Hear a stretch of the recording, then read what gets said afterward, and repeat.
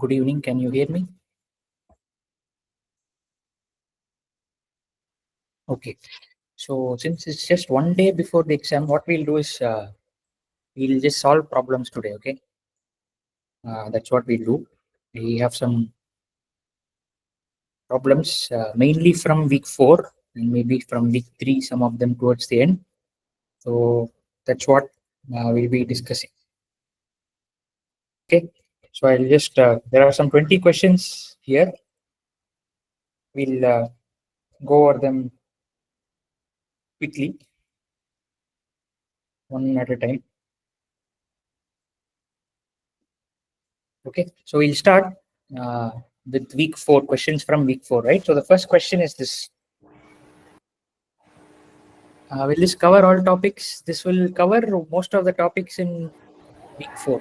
Week 3, some of them it will cover. Week 4, it will cover most of it, right? So mainly eigenvalues, eigenvectors. That is what is like entirely new, right? Other things are not really new. So row space, column space.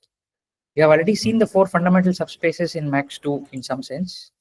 You have also seen orthogonality, orthogonal matrices, all that in Max 2 you have seen, right? So they are not new to you. Even projections you have seen, what projection matrices are. The only thing that you have not seen earlier is eigenvalues, eigenvectors. Okay, so that is what we will discuss now.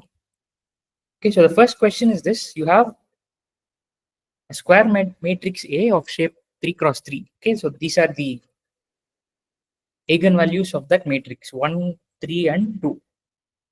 Okay. Sorry, what? Yeah, what are the eigenvalues of A transpose? That's the question. So does anyone know what the answer is?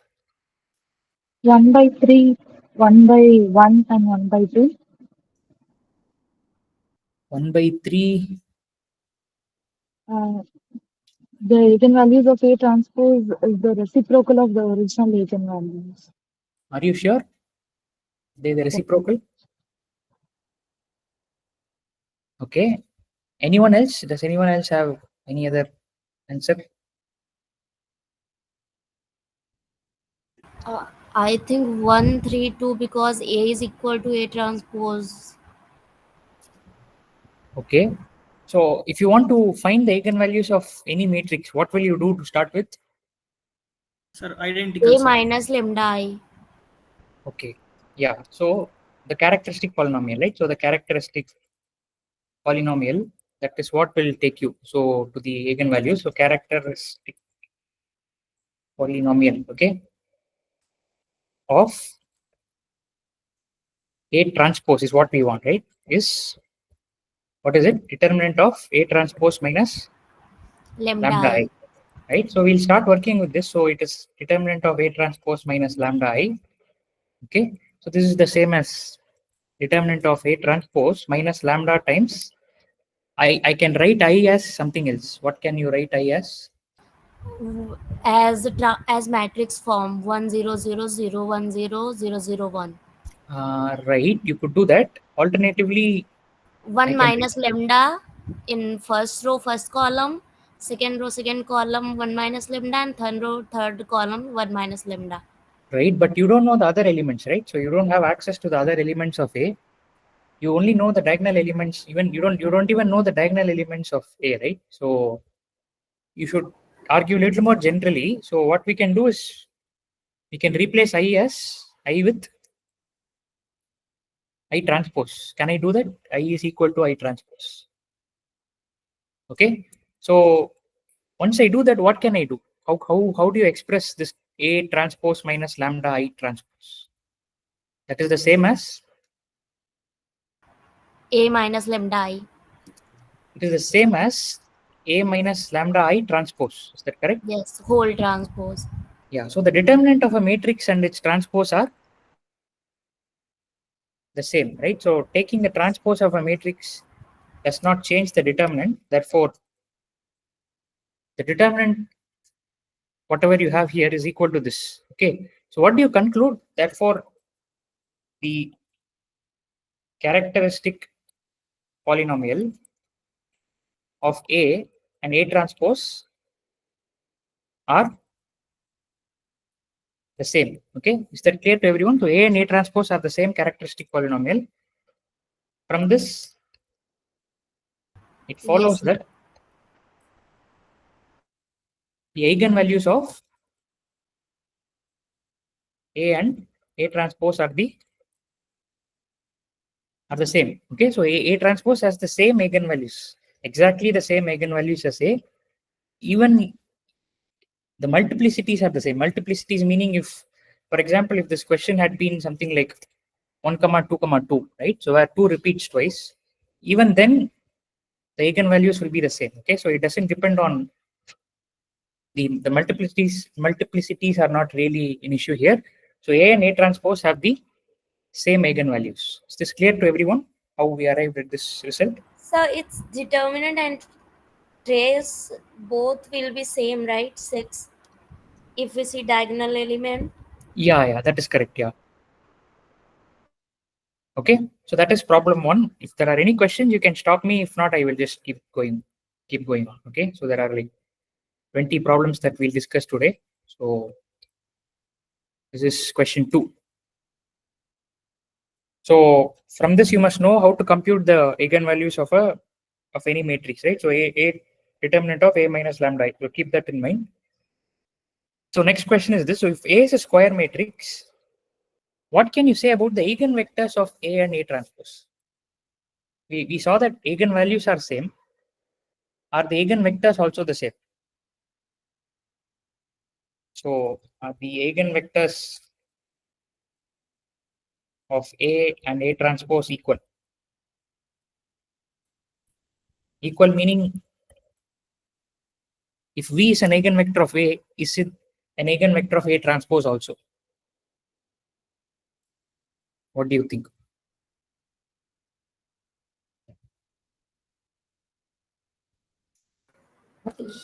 Yes, sir, because earlier we have seen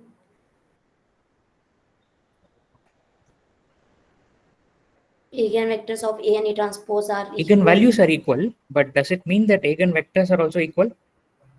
I don't think so, sir. Not Okay. sure.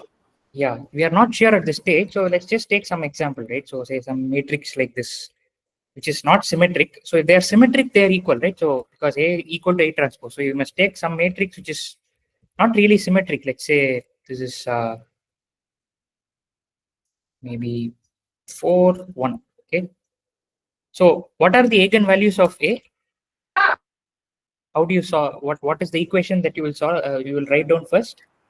A is equal to 1 minus lambda, 1, 4, 1 minus lambda.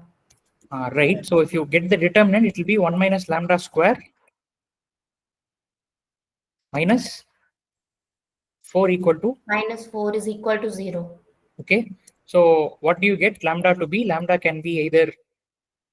This is 1 minus. So one more step if you want to write it. So 1 minus lambda is plus or minus 2, right? And then lambda becomes either 1 minus 2, which is minus 1, or 1. uh, 3, 3. 3, right? So it's either minus 1 or 3. Okay, so A transpose also will have the same. That much we have already established, eigenvalues. Now let's quickly compute one eigenvector, let's say for lambda equal to minus 1. Okay, so some noise, yeah, please mute if you're not, yeah. So A plus lambda I, right? So this is what A minus 1 times I, that's what you do, right? A minus lambda I into V. This whole thing into V can be say some V1, V2. That is equal to 0, 0, right? So that's what you want to solve for when you want to find the eigenvector corresponding to. So this is what. So what have we done so far? This is what is called a counter example, right? So meaning we are trying to find out a situation where the eigenvectors are not the same for A and A transpose. That's what we are working towards. So you have taken A. So first thing you have done is find eigenvalues that you have done. Now you are finding the eigenvectors for lambda equal to minus 1. Okay, so this will be what? This is nothing but A plus I. Okay, A minus 1 times I. So this is nothing but A plus I into V1, V2 equal to 0, 0, right? So A plus I is what? 2142, correct? 2142. Yes, sir. 2142 V1 V2. Okay, so you have to be, you can do that whole finding the pivot, finding the free variable, dependent variable, all that, but you can see that second equation is just 2 times the first equation. So can someone tell me quickly an eigenvector? So 2x plus 2x 2v1 Yeah, plus that is v2 correct. is equal to 0. Correct. Yeah, that is correct. But can you quickly solve it and tell me the eigenvector, some eigenvector, right? So anything is fine. Sir, 1 minus 2. Yeah, 1 comma minus 2, right? So 1 comma minus 2 will work, right? So 2 4 minus 2 minus 4. Okay, so that will work. So 1 comma minus 2 is an eigenvector corresponding to lambda equal to minus 1. Okay, 1 minus 2. Now, if you go back, what we want to check is the following. So is 1 minus 2 an eigenvector of A transpose also? That's what we want to ask. Okay, so let's see if that is the case. So A transpose is going to be what? A transpose is It's for lambda equals to 3. The eigenvector is 1, 2, 1 comma 2. okay, yeah. So we'll come there. So we'll get there. If this is not working, we'll get there. So 1 4 1 1, right? A transpose. Is this correct? A transpose is this, right? Okay, so is 1 comma minus 2 an eigenvector of A transpose? How do we check that? We have to first multiply A transpose and 1 comma minus 2. Okay, so this is what? 1 4 1 1, 1 comma minus 2. What do I get if we do this? What do you get? What vector will you get?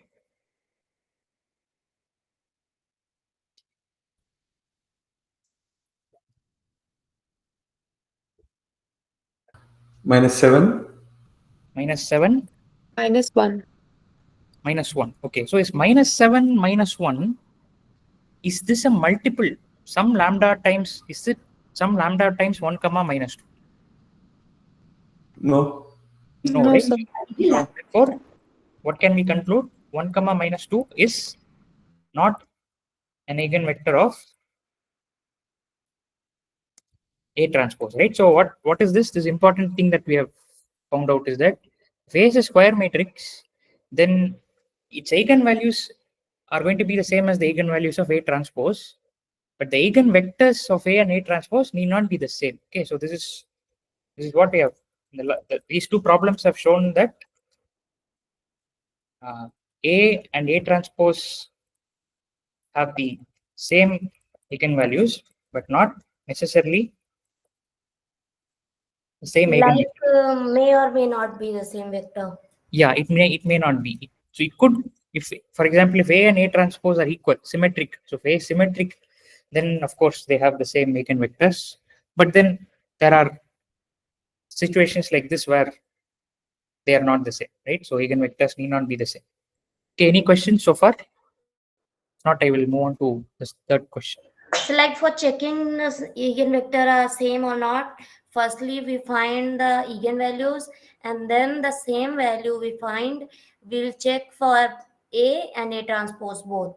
Yeah. And we'll see the both answers are matching or not. Yeah, right. Okay. Okay, so yeah, so that's question 2. So we'll go to question 3 now.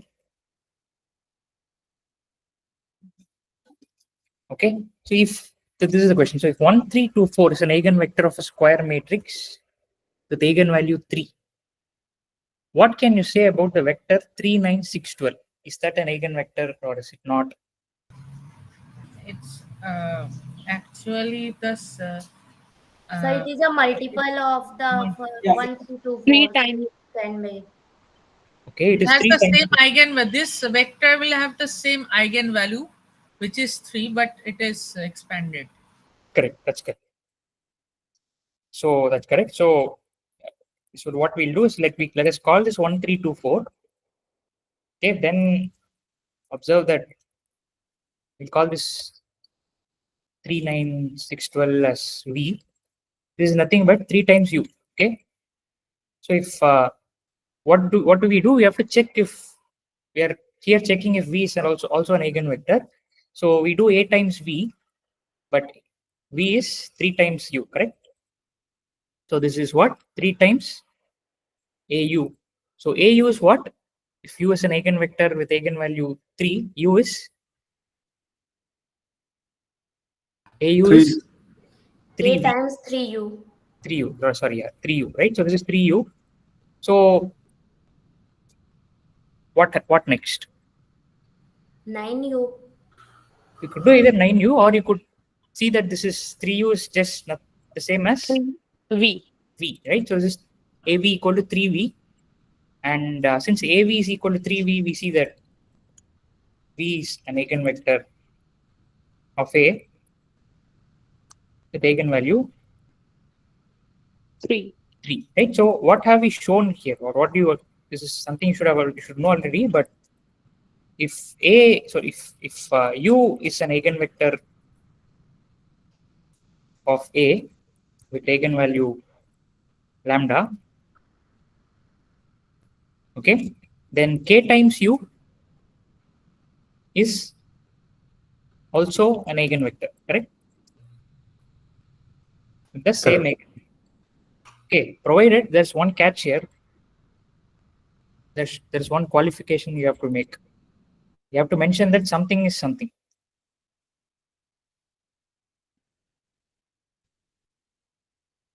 What should you say? The statement as it is incomplete. Something is not mentioned here, but unless you mention it, the statement will not be entirely correct.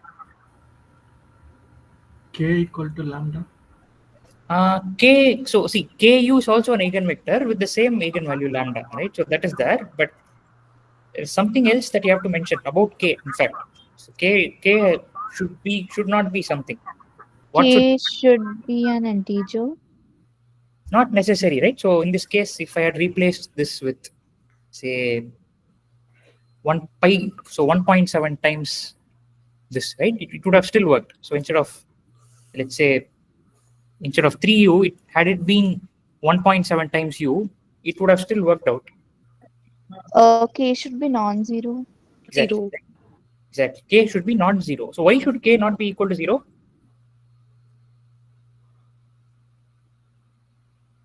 What happens if K? Defined. Lambda will not be defined in this case. Lambda will not be particular. Yeah. Sorry? So lambda will be not. Eigenvector can't be 0. Yeah, Vector will become eigenvectors. 0. Yeah, so eigenvectors should not be 0, right? So, okay, so please make a note of that. Eigenvectors have to be non-zero, okay? I hope this is clear to everyone, this question. These are hopefully simple questions, and I think eigenvalue may be. yeah, eigenvalues can be 0, but eigenvectors cannot be 0. So Right? can determinant of eigenvectors should be 0, could be 0? Determinant is defined only for a matrix, right? So they are not defined for vectors as such. Okay, so if there are no more questions there, we'll move on to this one. So you have a 2 cross 2 matrix, okay, with 2 eigenvalues, 2 and 5. So what are the eigenvalues of the matrix A minus 5 times the identity? It should be 2, 5 because 5 is the lambda. Lambda is not 5, right? So A minus lambda I kind of format, right? That was A minus 5i. that is A minus lambda I. You use that to find the characteristic polynomial Okay. determinant of that. So can't we do like A is equal to 5i and then 5 times identity matrix use? Okay. 5 times 1 0 0 1. Okay, so And then we will find a matrix for A. now see, whenever you are given something like this, right, you are asked to find the eigenvalue. So what will be your first approach? When you are asked to find the A eigenvalue, minus lambda I. Yeah, that's what you'll first look at the characteristic polynomial, right? So let's always proceed with, so that's the first principles approach. So let us look at the characteristic polynomial of a minus phi I. Okay. And let's see if we get anything. If you don't get anything, then you have to change your approach. So a minus phi I, is this the characteristic polynomial? Yes, sir. Are you sure? Equal to 0. No, I'm just looking at the polynomial, right? So not yet equating it to 0. Is this the characteristic polynomial of this matrix B, let's say? Yes, sir. Yes, sir. Sure. Into eigenvector. We have to have minus lambda. So it should be Lambda is 5 here. Yeah, there's a lambda I, right? So please don't get confused by this phi I here. Okay, so this is a new matrix. A minus phi I is a new matrix which, let's say, we are calling it B. So this is the characteristic polynomial of B. Okay, or a minus phi I. And now if you substitute a minus phi I into this, you will get what? A minus something into I. Yes, sir. Yes, sir. Yes, sir. Lambda plus 5. Yeah, lambda plus 5. Okay. I hope this is clear to everyone. Can you explain it, sir, again? Excuse. I don't get it. So what is the characteristic polynomial of B? B minus lambda I. Determinant of B minus lambda I. Yeah. That is what I have written. Right? So see, A minus phi I is a matrix. Okay. Yes. A minus 5I is a matrix. Yeah, that is a separate matrix, right, of its own. Some other 2 cross 2 matrix. So you are looking at the characteristic polynomial of that matrix. So that is B minus lambda I, determinant of that. Okay. Okay. So unfortunately, this doesn't seem to give us anything. This approach is not really the right one. Okay. So we have to abandon this. So abandon this since we are not able to proceed further. Okay. There is another approach that you can now think of. So if lambda, okay, if I can't write eigenvalue, eigenvector every time, so I just call this, if u comma v is an eigenpair. So what I mean by that is u is an eigenvector corresponding to lambda, right, of A. Okay. So those who are not talking, can you please mute? Whenever you want to comment on something, you can unmute. So what is A times u? A times u is equal to A minus lambda plus 5 times I. No. So I'm just asking, lambda is an eigenvalue of A with eigenvector u. So Lambda is equal to lambda u, sir. AU is just lambda u, right? So I'm just talking about A here. Okay. Okay. So AU is lambda u. So now what you have is, let's work with this equation, A minus phi I times u. Okay, and see what we get. So if A minus phi I times u, if I do, what will I get on the right hand side? Lambda minus Lambda u. u. Yeah, correct. Right. So I'll just expand it. AU minus phi I u, that is just phi u. Okay. So AU is lambda u minus phi u. So this is like lambda minus phi u times u. So what do you conclude by looking at this? What can you say? Lambda minus phi is Eigenvalue. of A minus 5i. Okay, with eigenvector U. U. Okay, so what have we shown so far? Starting from this. Okay, this attempt is a failure. So I'll just erase this and I'll just. Can someone explain what we have just done? So as we do for 5, similarly we can do for 2 also. Lambda minus 2 is an eigenvalue of A minus 2i with eigenvector u. Yeah. Right. So that's correct. But I want someone to tell me what has happened so far. So what have we shown? We have shown something very important.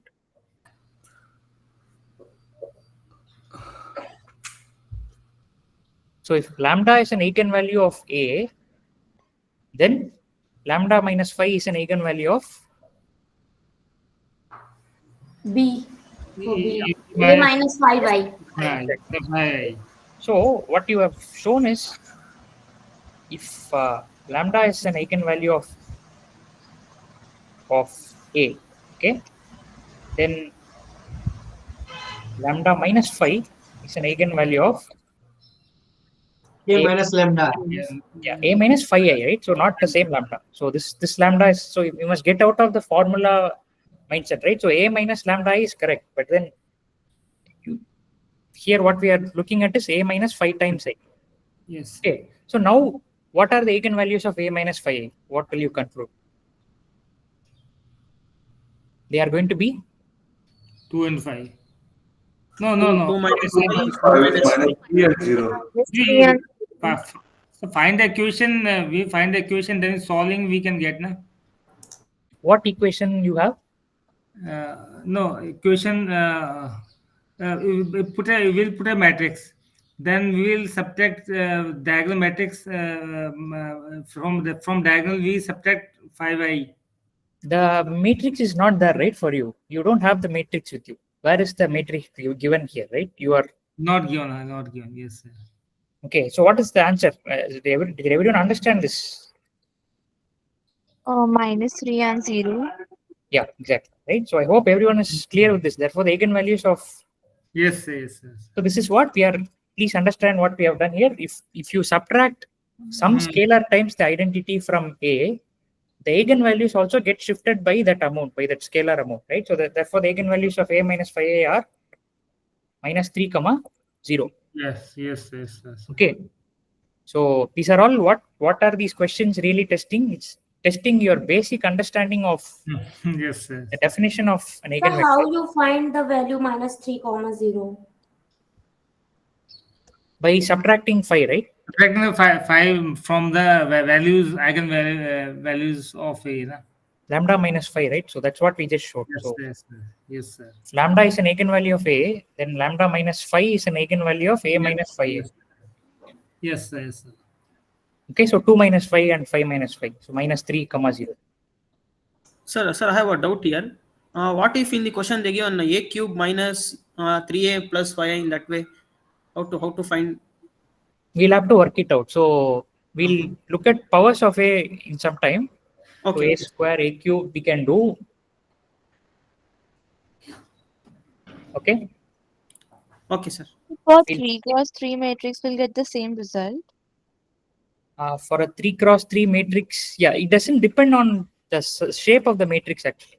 It is what we have shown is something that's true for any square matrix. So in fact, you can say that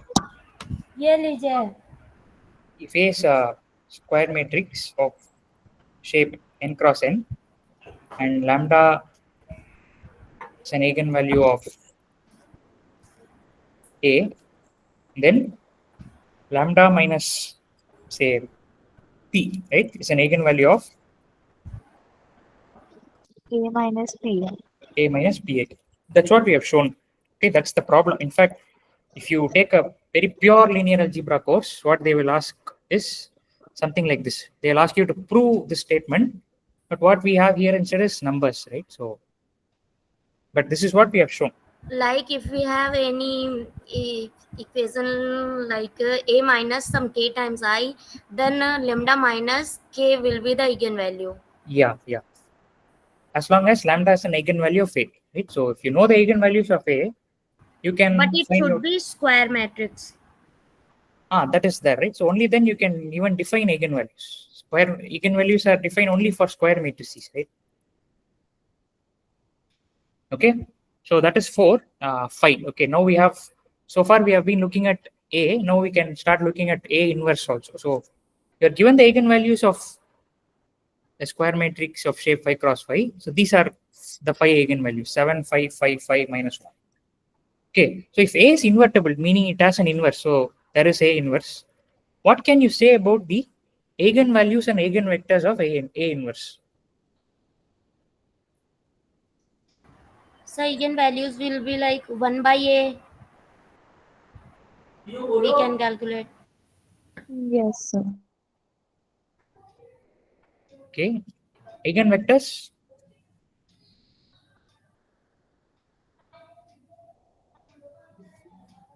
Yeah, so see, one thing that I want you to develop is start from first principles, right? First principles means the definition of an eigenvalue. So if a question like this comes in the exam, how you should ideally approach it is you have to ask, okay, what is an eigenvalue of A? So if lambda is an eigenvalue of A, okay, with eigenvector say V, okay, then you know the following. So then AV equal to lambda V. This is something you know.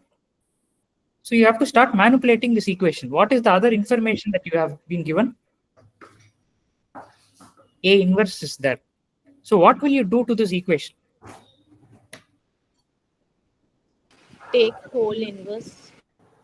Okay. Multiply by inverse.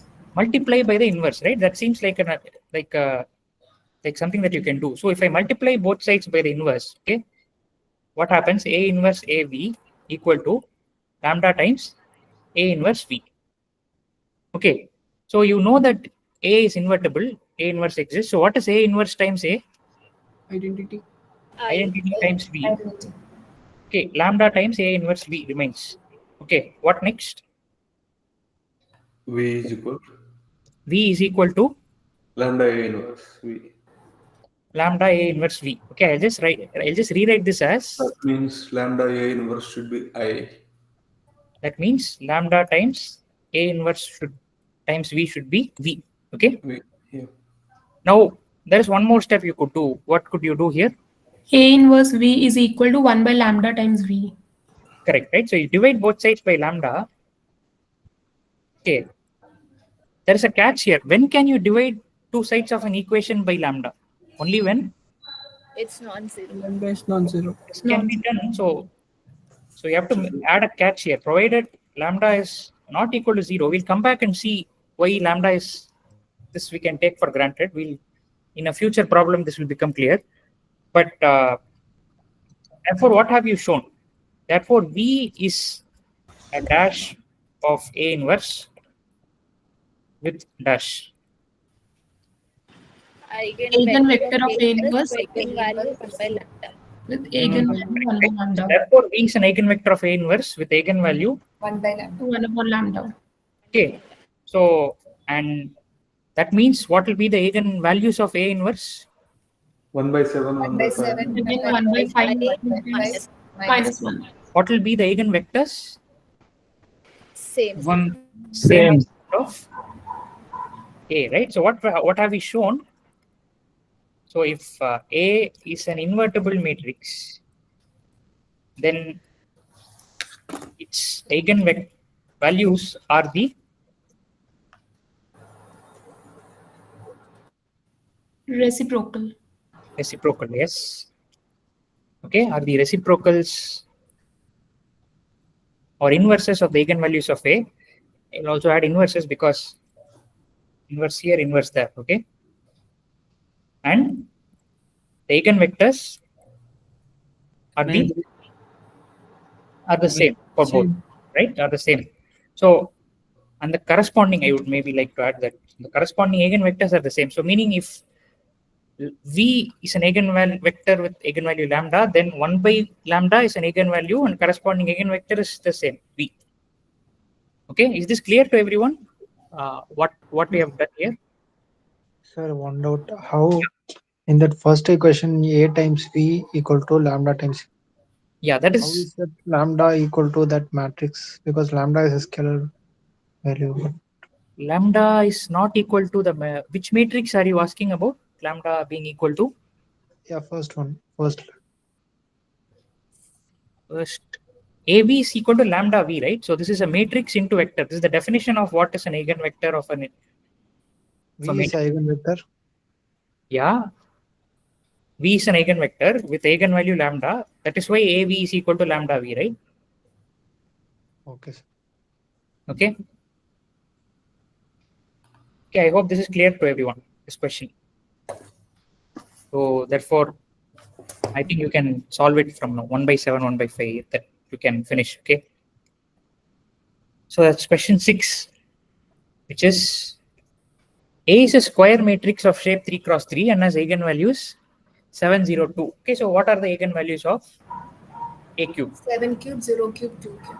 Yeah, right. That's correct. So you just raise them to their corresponding power. So what you do, you just very quickly do this. So you have AB. So if I'll just copy this part, lambda is an eigenvalue of A with eigenvector V. Then AB is lambda V. You can multiply both sides by V. You get A square V is equal to lambda AB. Yeah, that's correct. So this is lambda into lambda V. So this is lambda square V. Okay. So you can just extend this, right? So extending this idea, A to the power k times V is equal to lambda to the power k times V. yeah, right. So it's correct. So therefore the eigenvalues of a cube are 7 cube, 0 cube, and 2 cube. And 2 cube, right? So what is 7 cube? I don't know. So 0, 2 cube. Let me just put it that way and leave it at that. So now someone asked this question, right? So you have something like say a cube plus 3a square minus 2a plus 5i. Okay, so let's call this B. So what are the eigenvalues of B? If you know the eigenvalues of A, okay, so if you know that, if we see for 7, then 7 cube plus 3 times 7 square minus 2 times 7 plus 5 times identity. yeah, right. So you just you start with AV and then you already know that V is an eigenvector of A cube, A square, A, I, all of them. You have to raise them to their corresponding powers, right? So I'll just repeat this. So if this is there, if you know this is true, then what can you say? You can say that V times V equal to so lambda A cube V lambda cube, right? Lambda cube V plus 3 times lambda square. Yeah, minus 2 times lambda plus 5. Plus 5 times V, right? So yes. So V will be an eigenvector of B also, but then the eigenvalue will be correspondingly scaled, multiplied, raised to the power, whatever, right? Okay. So that is, I hope that is clear. Can we move on to 7? Yes, sir. Okay. So if a square matrix A is singular, meaning it's not invertible, inverse does not exist, or determinant is 0, not full rank, whatever you want to call it, then it should certainly have some eigenvalue lambda. That's the statement. Okay, so what is this lambda? 0, I think. Yes, right. So lambda, a singular matrix or a non-invertible matrix should always have eigenvalue 0. Or rather should always have 0 as one of its. Okay, why is this the case? Why does this happen? So because it's invertible. Non-invertible. It's similar to the identity matrix, but with the scalar multiple. Okay. Okay, some other row. I haven't still received a valid reason. You must reason out, right? So answer is correct. Sir, if lambda is equal to 0 we take, then the value will be undefined. Or we can say The formula given that the matrix is equal to the multiple of is eigenvalues. So if one is one of value is 0, then this matrix will be 0. No. we can just solve A minus lambda is determinant equal to 0, and because mod A is 0, so lambda will be 0. Okay. So that is kind of okay. Any other argument that you can present? Det of A must be 0, so you will calculate A minus lambda I det, and from there you will get lambda value as 0. Okay, det of A has to be 0. Det of A is equal to what in terms of eigenvalues? Okay, multiple Yeah, the product of eigenvalues, right? So okay. Yeah, that I was saying, sir. That was the same thing I was saying. Multiple of the okay, sorry. Yeah. If that's what you are saying, that's correct. Yeah. So there are, I think most of you maybe trying to express the same thing. Maybe I didn't catch it. So there are multiple ways of showing this. One way to see why this is true. One way is to see that determinant of A equal to, well, it's correct. Yeah. So product of eigenvalues. So let's say that there are, see that the only problem I have with this is there might be situations where you don't have a full set of n eigenvalues. Okay. So if you don't have a full set of eigenvalues, then you are in trouble. Okay. That can happen. So, but anyway, so assuming that you have a full set of eigenvalues, n eigenvalues, the product of the eigenvalues is equal to the determinant. And since A is not invertible, determinant of A is 0. And at least one of the eigenvalues has to be 0. Okay, so the better, not necessarily better, but the way I would like to look at it is as follows, right? This is one possible way of showing it. In my opinion, this is slightly safer. So if A is not invertible, or rather, I'll just show what happens if A is invertible, right? If A is invertible, then AX equal to 0 has how many solutions? It's called rank. If A is invertible, then the matrix. Infinite solutions. A is invertible. No, right? So One A is unique. only one solution, right? So if AX equal to 0, X equal to 0. That's because X is equal to A inverse 0, right? If it's invertible, then there is only one solution, right? So if A is not invertible, then AX equal to 0 has Many solutions. Yeah, many solutions, right? It has infinitely many solutions. In particular, there is some non-zero X such that AX equal to 0. We all agree? I call this V. Right? There's some non-zero V such that AV equal to 0. You all agree, right? So, yes. Therefore, from this we can see that V is what for A? V is an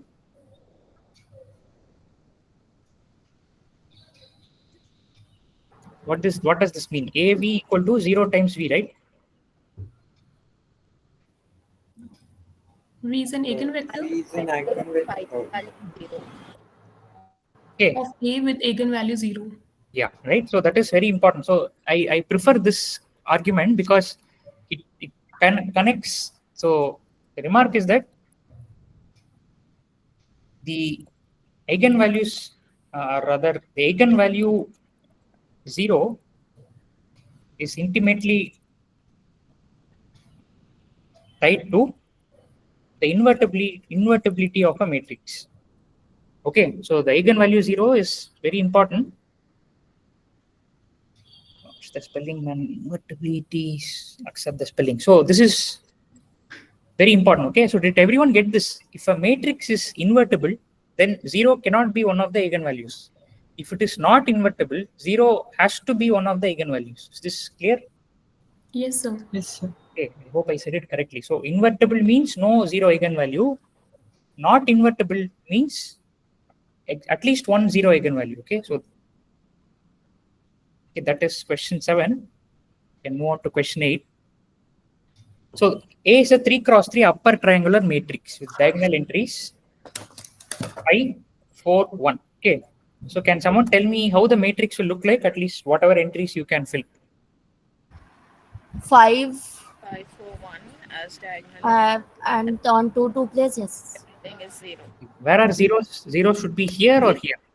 Below diagonal. Below the diagonal. Okay. So all entries below the main diagonal are 0. Okay. That is. Yes. So that is 5, 4, 1. So this is how A looks like. Okay, this we don't know. So I'll just add a dot here. We don't know. It could be anything. So what are the eigenvalues of A? 5 minus lambda, 4 minus lambda, and 1 minus lambda should be right. Firstly, 5, 4, and 1. 5, 4, and 1. Correct. 5, 5, 1, 1, sir. So 5, 4. So the eigenvalues. So 8 for A takes the form. A looks like this. Okay. The eigenvalues of an upper triangular matrix are its Diagonal elements. Diagonal elements of. Yeah, are its diagonal elements. Okay. so this is so true for upper and lower both triangle. But if I wanna check, then how to check? Yeah, you can actually show this, right? So you can actually, all that you need to do is you need to expand the, so A minus phi I, so determinant of A minus lambda I will look like this, right? So it will be phi minus lambda, 1 dot, and then 4 minus lambda, another dot here. No, this is 1 minus lambda, and then a 0, 0. So along which row or column will you expand the determinant? First column. Yes. First column, right? So 5 minus lambda, and then what will you have? Into 4 minus lambda into 1 minus lambda. Exactly, right? So this is a proof, right? This is as good a proof as any. So this is, if you expand. Yeah, that's the same process I was. Correct. Yeah, that is correct. So you always start there, but I didn't go there because this is like more or less a standard result, right? So if you have a triangular matrix of any form, you will end up with diagonal entries as the eigenvalues, right? If you expand along the column, first column, that's what we get. So if we expand, okay, right? So that is clear, right? So what is the question? It is A. Okay, that's not the question. The question is A diagonalizable? So what is diagonalizable? Diagonalizability. When is a matrix diagonalizable? When it is for n cosine matrix, there are n eigenvalues. Not necessarily, right? So that is not the. There must be a matrix B such that P inverse B is equal to P inverse should be satisfied. That is also not complete, right? You are missing P one. is equal to P inverse D A. That should be there. Okay. Okay, so a matrix A is diagonalizable. Okay, if any one of these two, right? Any one of these two things happen. Okay, so please be careful about how you the precision. I think the n eigenvalues it may be distinct or same, but we should have linearly independent eigenvectors. Yeah. So that is one definition. The other one is, so a matrix A is diagonalizable if it is either similar to a diagonal matrix.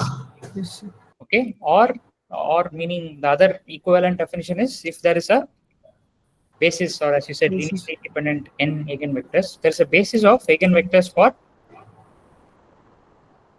what? For n. For Rn. Rn, right? So Rn. Okay. Now this is the definition, but what we have here is. So both condition to be satisfied, sir? Sorry. For both condition to be satisfied. No, not both. Any one of two. Any one of two. Okay. Both are the same. So both will result in the same thing. So. Okay. Okay. So one of the tests for diagonalizability is the following. What is that? So if a matrix A has n distinct, okay, Yeah. then it is okay. That is what we have to use here. So in this case, you notice that there are 3 eigenvalues which are distinct. Therefore, it is diagonalizable. Okay, therefore, So the given matrix,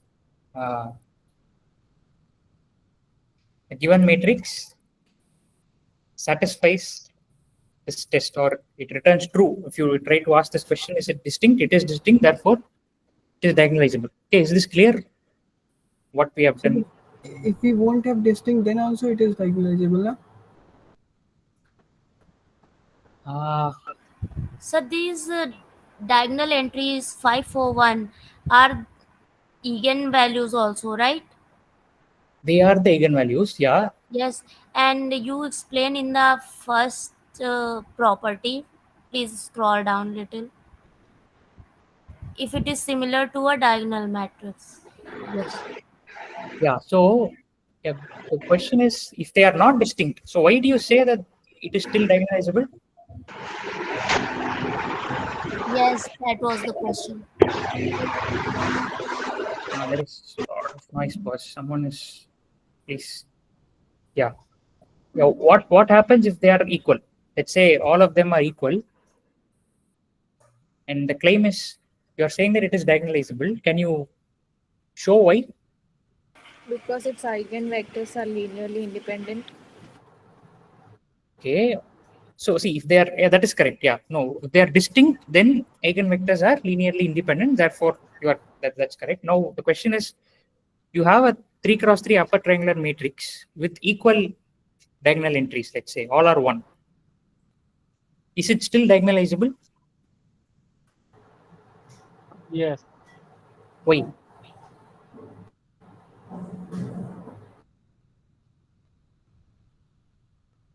Okay, we don't know. Okay, at least until we have a proper proof. So I leave it as a question. Can we say like because it is invertible? It need not be invertible, right? Upper triangular matrices need not be invertible. Okay. Right. So, for example, if one of these elements is 0, then the determinant is 0. So it won't be invertible. So if a triangular matrix, it could be upper, it could be lower. So if a triangular matrix has repeating diagonal entries, is it still upper triangular? Sorry, is it still diagonalizable? In the bracket eigenvalues. Okay, I don't know. So we have to look at it more closely before we can arrive at an answer. For that, we don't have time now. We have to move on, but can think about that in the meantime. Okay. I have a question. Yeah. For the test for diagonalizability, that if matrix A has n distinct eigenvalues, then it is true that Yeah. it is diagonalizable. Yeah, n distinct eigenvalues. Yeah. Not distinct. If they are they are not n distinct eigenvalues. Does that mean that it is not diagonalizable? We can't say, right? That's what we have been saying. So that means the test is inconclusive. So you need more information about the matrix. The only thing that will settle the dispute is actually finding the eigenvectors and seeing if there are n linearly independent eigenvectors. So that's the only way to find. Sir, excuse me, sir. If one of the eigenvalue is 0 in the case of matrix, then does it affect the diagonalizability of the matrix? No. 0. So 0 has nothing to do with diagonalizability. 0 has the only effect that 0 eigenvalues will have is on invertibility. So 0 could be, could not be. That won't affect it. So there is no direct bearing on diagonalizability. Okay, so if we have a matrix A of shape 3 by 3 and its eigenvalues are 5, 5, 4, then can we say it's diagonalizable? We can't. Right? See, these are all very specific. You can ask like infinitely many questions of this form. All that we can say is if they are distinct, it is diagonalizable. If they are not distinct, we can't conclude anything. Okay. So it could be 5, 5, 4, it could be 1, 1, 1. We don't know. 1, 1, 1, for example, the identity matrix, right? All of them are 1. But it is still diagonalizable because it's diagonal by default. So diagonal matrices are diagonalizable. Okay. So this kind of, if we have this kind of question, so what can we do for solution? Find the eigenvectors. Find the eigenvectors to each. Exactly, and see if they are. You have n linearly independent ones. Yeah. Okay. We'll come to that, right? So there will be occasion to discuss that. But now let's let's move on. So yeah, so find a matrix A of shape 2 cross 2 whose eigenvalues are 1 and 4 and whose eigenvectors are 3, 1 and 2, 1 respectively. That's the question.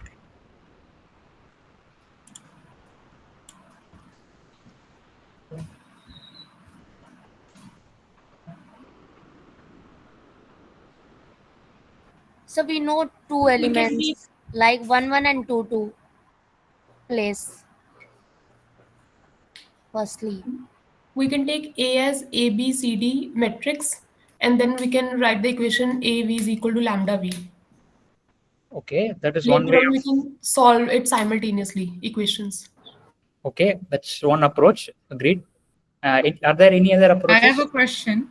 So One the second. eigenvalue and the eigenvalue and the eigenvectors, they are written in correct orders. Like suppose, for example, 3, 1 is the eigenvector for value 1. Yeah, that's what respectively means, right? So We can say trace of the matrix is sum of eigenvalues and determinant is product. okay, that is another approach. So ABCD is one approach using trace and determinant. Okay, that seems like another approach. There is one more which will directly take you to the result. AU times A times U equals to lambda U. So we can using eigenvectors we can find those entries. Correct. That was the first idea, right? So whoever, I don't know who proposed that, but the ABC, the first idea is to look at the matrix as 4 unknowns, right? So you have 4 unknowns, and then you have AV equal to lambda V, AU equal to lambda U. So you have 2 equations from which hopefully you'll get enough number of equations to solve for ABC. Okay, so that is one way. What I'm claiming is there is one diagonalization. diagonalization. PD T inverse. Okay, that's good. So that is the approach. So why do you say that you can diagonalize A? It has an end distinct. That is Okay, two distinct. That's good. So A has 2 distinct eigenvalues. Therefore, it is diagonalizable. So therefore, you can write A as P D inverse. P inverse. Okay. So can you fill in the blanks? So what will P be? What will D be?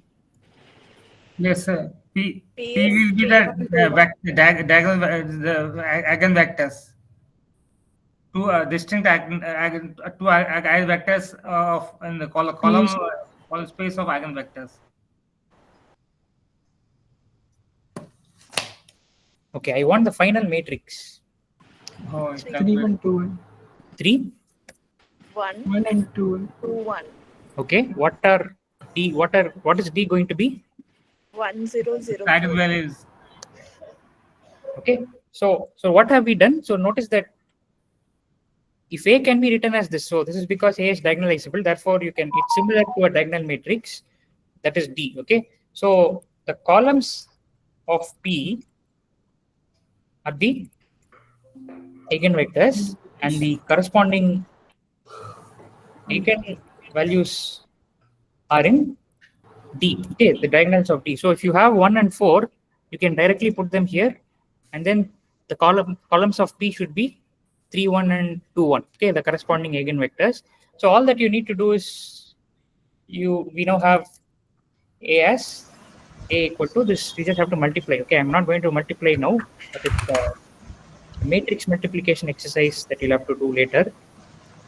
P inverse, maybe we'll just compute P inverse. Okay, so P inverse is 3 2 1 1.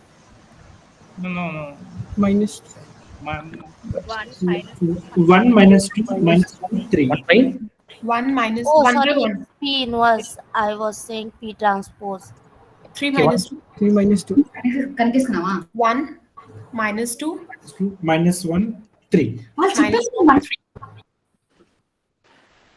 okay. Yes, okay, that's correct. So swap the diagonal entries and attach a minus sign to the off diagonals. Okay, so this becomes 1 minus 2 minus 1 3. Okay, so you just plug this in here, and that is A. Okay, A. I'm not going to spend time on matrix multiplication now. We will do 10 and then we'll pause for 2-3 minutes. Okay, we'll just do 10. Sir, Yeah. sir, how do you in previous question? How do you calculate the P and D? That comes from the result, right? So your diagonalization tells you that you can write A as the product of P, D, and P inverse because A is similar to a diagonal. So see, Yeah. A is similar to a diagonal matrix. Okay, which is PD. So D is the diagonal matrix. So similarity means P and P inverse go before and after. And we did this last week. Okay, so last week, no, I mean, when did we do? Tuesday. So if A is diagonalizable, then the columns of P will contain the eigenvectors and the diagonal elements of D will contain the corresponding eigenvalue. So that you have to, that we discussed in detail last class. Okay. So that you can refer. Okay. Sir, I'm sorry, but please will you explain how you calculated P inverse? P inverse just the usual way, right? So you swap. If you have a 2x2 matrix, you can swap We swapped the diagonal elements. Oh, sorry. Yeah. So diagonal has not been swapped, is it? We did swap. We did swap. No, after swapping only we got 1, 3, right? No, it's okay, sir. Yeah. So you swap the diagonal elements.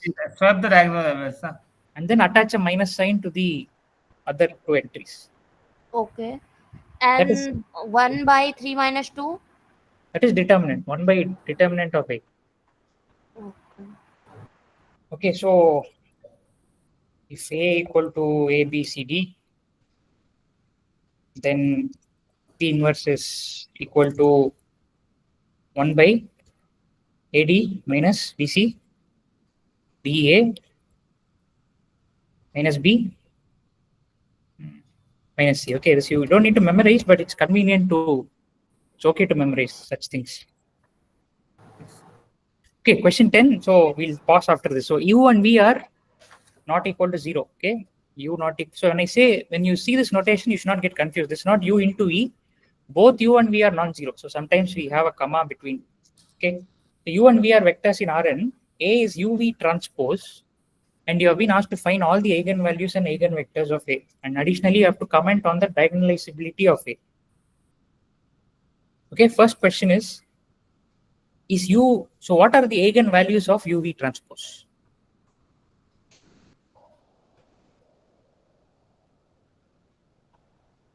Think for some 2 minutes. So this may not be straightforward. So it's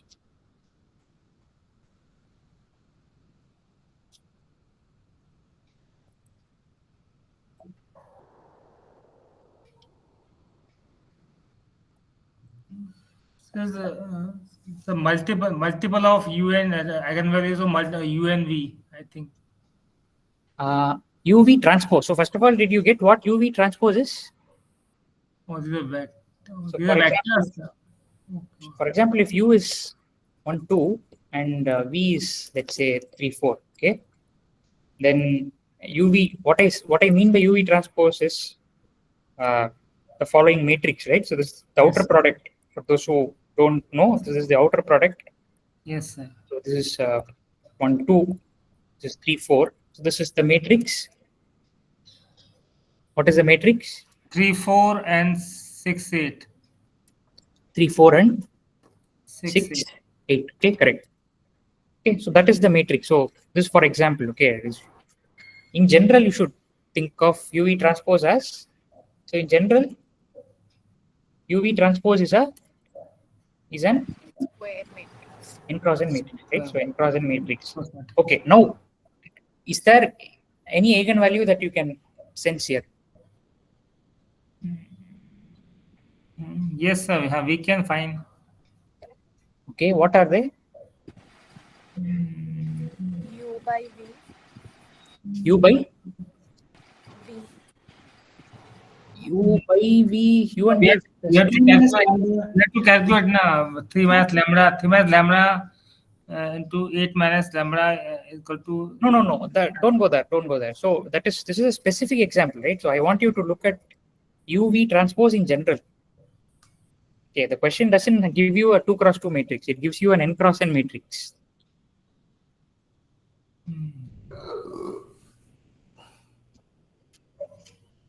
Come on, think. So this could have been there in the exam tomorrow. So if it is there in the exam, what will you do?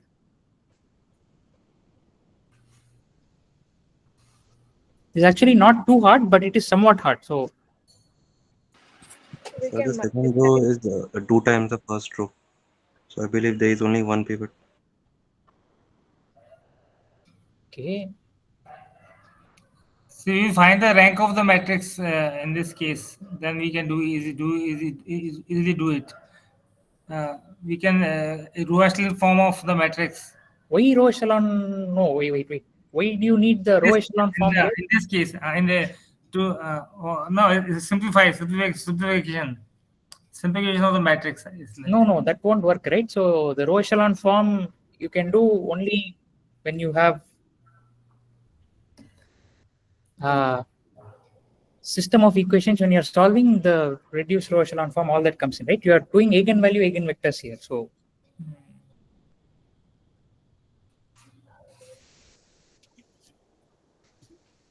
anyone? See, you have only 3.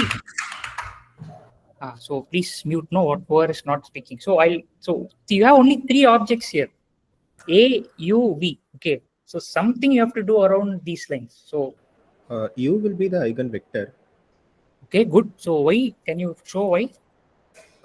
Because when we are doing U into V transpose, we are just multiplying U with that values, right? It's 3 times 1 into 2 plus 4 times 1 into 2. So there's only one independent vector. Correct. You are right. So your answer is right. Your reasoning is also almost right, but I'm just thinking about eigenvalue. So eigenvector is sure about it. Okay. So then what do you do if you want to get the eigenvalue? What will you do with the matrix and the eigenvector? We will just take it and multiply. Correct. Yeah, please do that. So if you multiply A, you want me to multiply 2 things. What 2 things should I multiply? A and U. Okay, you want to multiply A and U. Okay, so A is nothing but UV transpose. They've been given, right? So now I want to multiply this with U of yes. Okay, now where will this take you? U square. No. U is a vector, right? These are not scalars. So you have to. So this is U into V transpose U, correct? Yeah. So what is V transpose? So can I group them this way? Yep. Okay, Yes. so I just V transpose U is a scalar, so I can move it around. So what do you see now? V transpose U will be the eigenvalue. So it's a dot product of U and yes.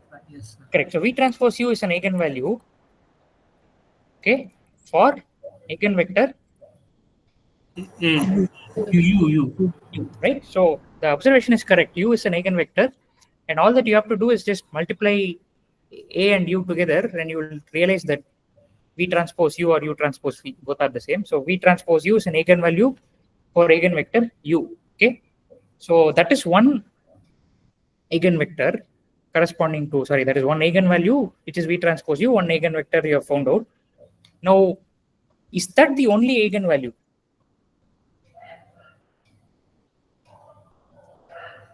So this is very close.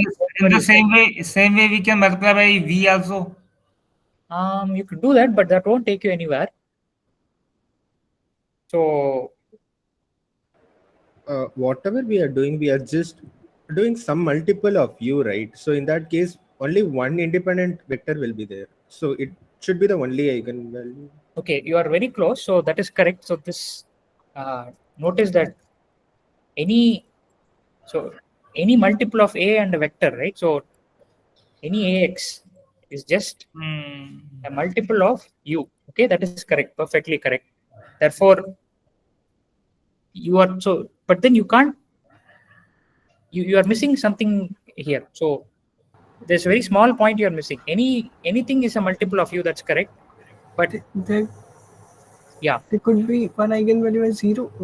Okay, so that's the missing link, right? One eigenvalue could be 0. Can you think of some eigenvalue, some eigenvector which will give you a 0 eigenvalue? When will this? So V transpose U. When the vectors are orthogonal, even exactly, right? So exactly. So okay, that I'll just complete that. So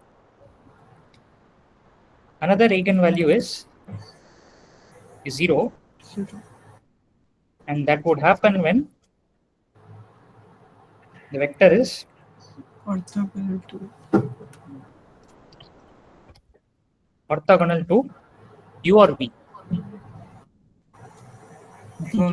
V. Go back. U or v. U.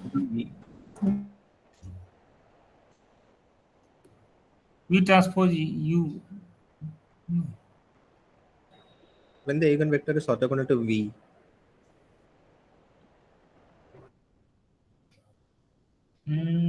V transpose, sir. V transpose.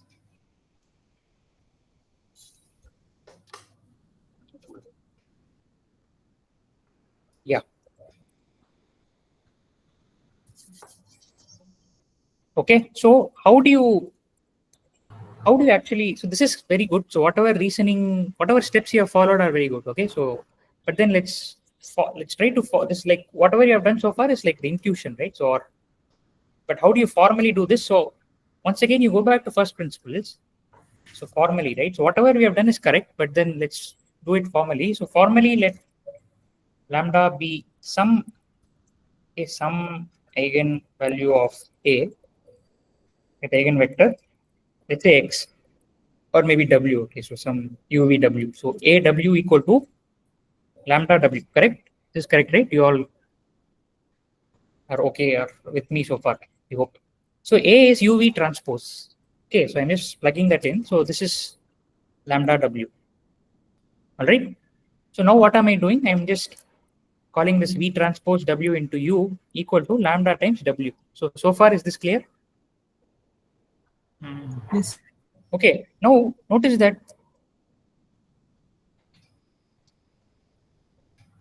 lambda W is some multiple of U. This is what I think Girish was mentioning, which is correct, right? That's the intuition. So lambda W has to be some multiple of U. Okay. Therefore, if W itself is a multiple of U, you're there, right? So that is one way of seeing it. But lambda can also be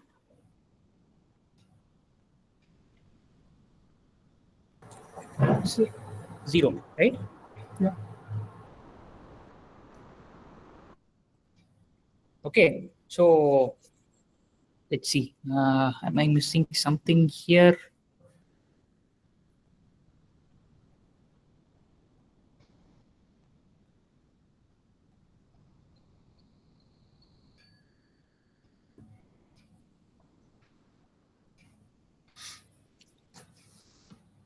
Just give me 1 minute. So there seems to be something. Yeah, okay. Right, I think this is fine. Okay, so there are now two possibilities. So one case is that lambda equal to 0. So if lambda equal to 0, what does that mean? Orthogonal. Yeah, so if lambda is 0, right hand side is 0. Therefore, left hand side should also be 0. Then can U be 0? No, sir. No, both can't be both at a time. Should not be both at a time.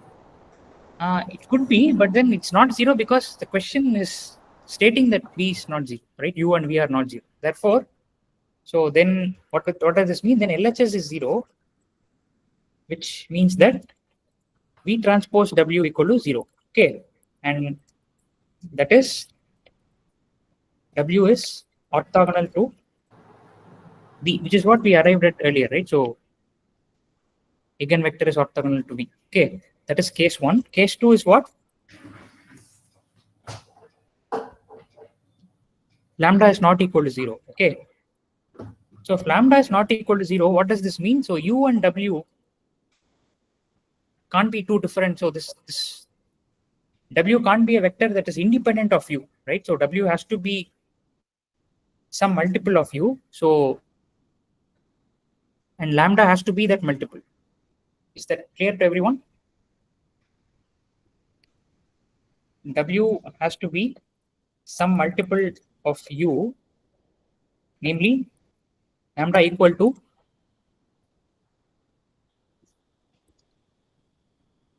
V transpose u. Is that clear? One general question. Yeah. So how to study this linear algebra in abstract way? How to Like from where study? I can So which book is referred for this question? This all this material. So yeah, this is like a.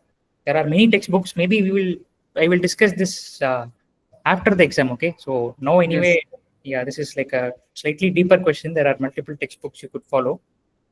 But so far, is this question clear to everyone? Yes. Yes, sir. Okay. So let's try to finish the next 10 after the break. We'll just break for 2-3 minutes and we'll resume. Okay. Yes.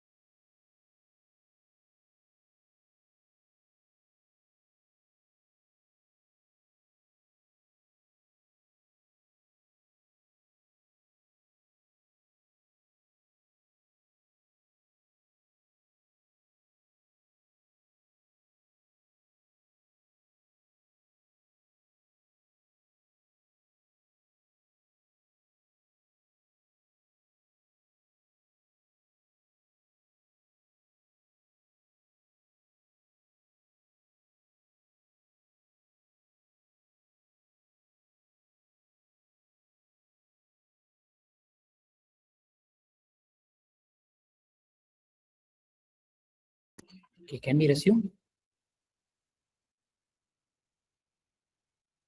Yes, sir. Okay, so this argument I had some small, I didn't feel right. So see, there is one mistake I have made. So this is correct. Lambda is some eigenvalue of A with eigenvector W. So AW is lambda W. UV transpose W is lambda W. V transpose W, U is lambda U. Okay, so what you should say is, the following. Okay, these are not the two cases really. So case one is W is, so let's erase this part. We should say that W is orthogonal to U, sorry, to V. Okay, if W is perpendicular to V, then V transpose W is 0, right? So that happens, then what is this? You have V transpose W into U. This is the equation you have. So V transpose W is 0. So this is like 0 equal to lambda times W. And W is an eigenvector, right? So means that W is not equal to 0. That is already there. Therefore, if lambda V is 0, then it has to mean that lambda is 0. This is the proper argument. Therefore, so we conclude that 0 is one eigenvalue of A, right? So that is one case. Other case, what is the other case going to be? W is Not not orthogonal. orthogonal, right? So that is the other. Okay, it's a better argument. So you once again start with this. So you start with this. You have V transpose W U equal to lambda W, right? So now you multiply both sides by,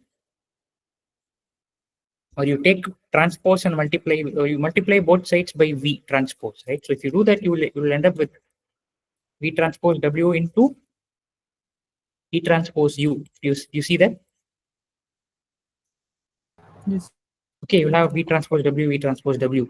Now I can divide both sides by V transpose W. Why am I allowed to do that? It's a scalar. It is a scalar, but the scalar could be 0, right? What makes the scalar not 0? It's not orthogonal. Correct, right? Exactly. So since so we have to note that. So W is not orthogonal to V, therefore this is not 0, or V transpose W, whichever way you want to put it. Say V transpose W. So you can divide both sides, and therefore you are left with V transpose U. Okay, so V transpose U is another eigenvalue of it, right? So what you have shown is there are only two eigenvalues for UV transpose. One of them is rather there are only two distinct eigenvalues of UV transpose. One is V transpose U, other one is 0. Okay. Is this diagonalizable? Yes. Yes, correct. Why is it diagonalizable? Two distinct eigenvectors. Okay, that is if it is 2 cross 2, right? What if A is n cross n?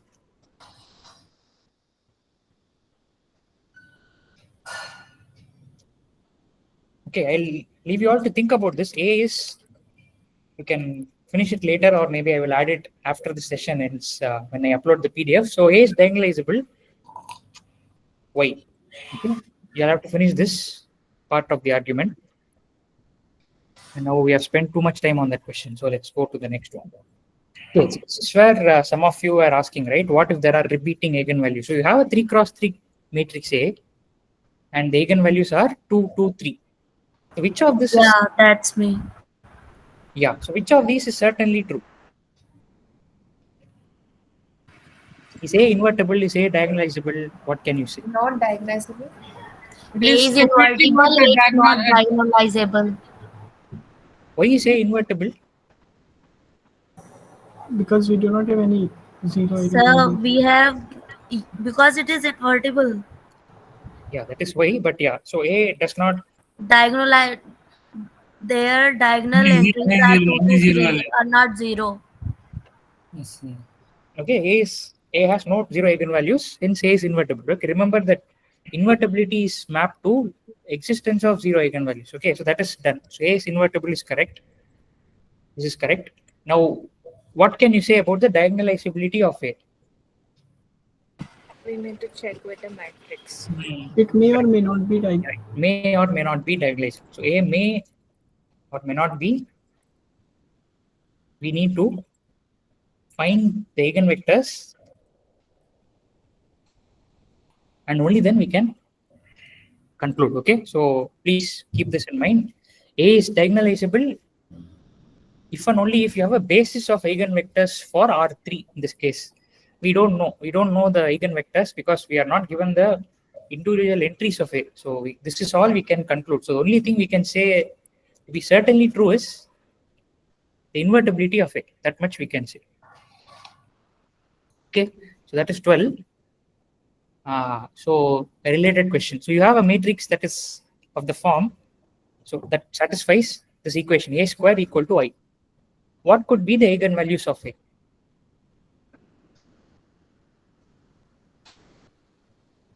So equal to 1. You must always reason. You must tell me the reason. Because if A square is a identity matrix, then it must have eigenvalues of 1, 1, and 1. Three eigenvalues. One is one of the eigenvalues. So A should be the root of that eigenvalues. So root of 1 should be 1. Less minus 1. Sorry, 1 and? Minus 1. Okay, that is good. Why do you think 1 and minus 1 could be eigenvalues? Yes, minus 1, because the square root of 1 is minus 1 and plus 1. Okay, that's not really a very tight argument. You must... We can use the equation. Sir, multiply A inverse on both sides. Okay. Why can I multiply by my A inverse? How do you know that inverse exists? So in this particular case, is A inverse has to be like A transpose now. There was like that Q transpose property. Can we use that here? See, data of A is 1, so it should be inversible. Okay, sorry, can you repeat that? Data of A will be 1 or minus 1, so it should be inversible. Okay, agreed. So that is one way of seeing it. That is correct. Is there any other way of seeing that A is invertible? From the equation itself, right? So the equation has the... So determinant of I is like 1. So determinant of A square has to be like correct, yeah. non-zero. So we can check using A minus lambda I. Yeah, that's correct. Even before we go there, right? So one way to see that the determinant of A is, one way to see that A is invertible is determinant of A is non-zero. It's 1 or minus 1. That is correct. There is one more way, right? So you can see this from the equation, can't you? A inverse is going to be A itself, right? Exactly, right? So that's a far more important observation, right? So notice that since A into A equal to I, what is the... See, this is where first principles helps a lot, okay? What is the definition of inverse? So matrix is invertible if there is some other matrix B such that AB into BA equal to I. So here that other matrix is A itself. Therefore, A is invertible. Particularly, what can we say? A inverse of A is nothing but A itself, right? So this is important. So this is going to lead you to the solution actually. Now, what can you say about the eigenvalues of A?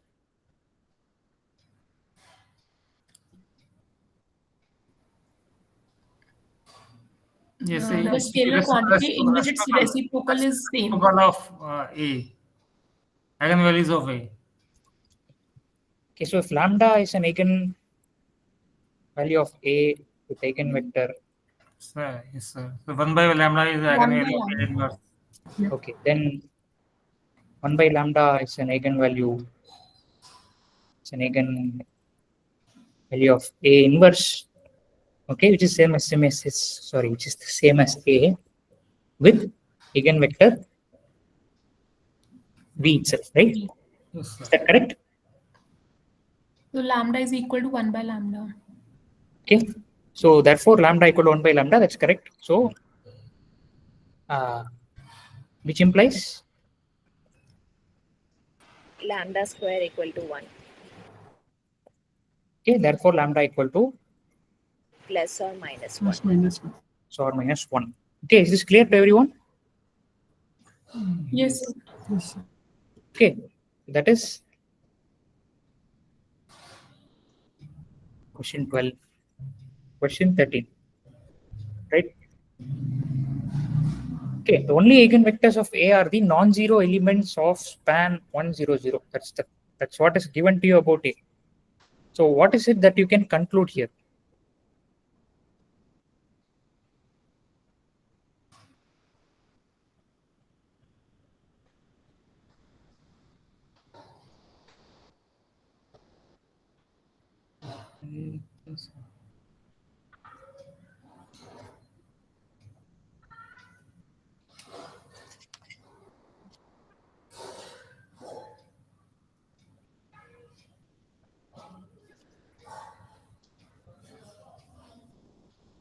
One of these you should surely be able to do, okay, which you don't need to think a lot for this. Which of these three can you immediately say? From the definition, you should be able to say. A is not invertible. Eigenvalues, one of the eigenvalues is 0.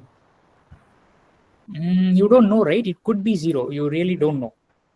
The span of 1, 0, 0 means this is not a full rank matrix. No? Eigenvectors are multiple of each other. Okay, eigenvectors A are. is not invertible.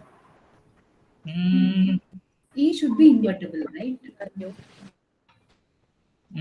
It could be, it could not be, it may not be. So we'll come to that, but that is not really what you should focus on. You should focus on one of the other options that you can show immediately. What is that option? A is not diagonalizable. Exactly. Yeah. So why is A not diagonalizable? Because it doesn't span R3, right? Yeah. So A is not diagonalizable. That you can see. You should be able to see it immediately, right? Because Yes, sir. it doesn't have three linearly independent it doesn't have three linearly independent eigenvectors, right? So Yes, sir. eigenvectors that can span R3, or rather other way of putting it is that alternatively what you can say is same thing. R3 doesn't have the basis made up of eigenvectors of A, right? I hope everyone is able to see this. There is only one linearly independent eigenvector, so to speak, 1, 0, 0. Everything is a multiple of 1, 0, 0, right? So A doesn't have, R3 doesn't have a basis of eigenvectors of A. Therefore, A is not diagonalizable, right? So this is taken down. So that leaves you with these two. So, like, if we are representing this as eigenvectors, though in that lambda, this eigenvalue form, then it should also not be it should be like not invertible, because I have a certain column that has like 0, 0 values for that lambda, corresponding lambda. Correct. So you're right in saying that the first column of A. So what will be the first column of A? What will be the first column of A? How will it look like?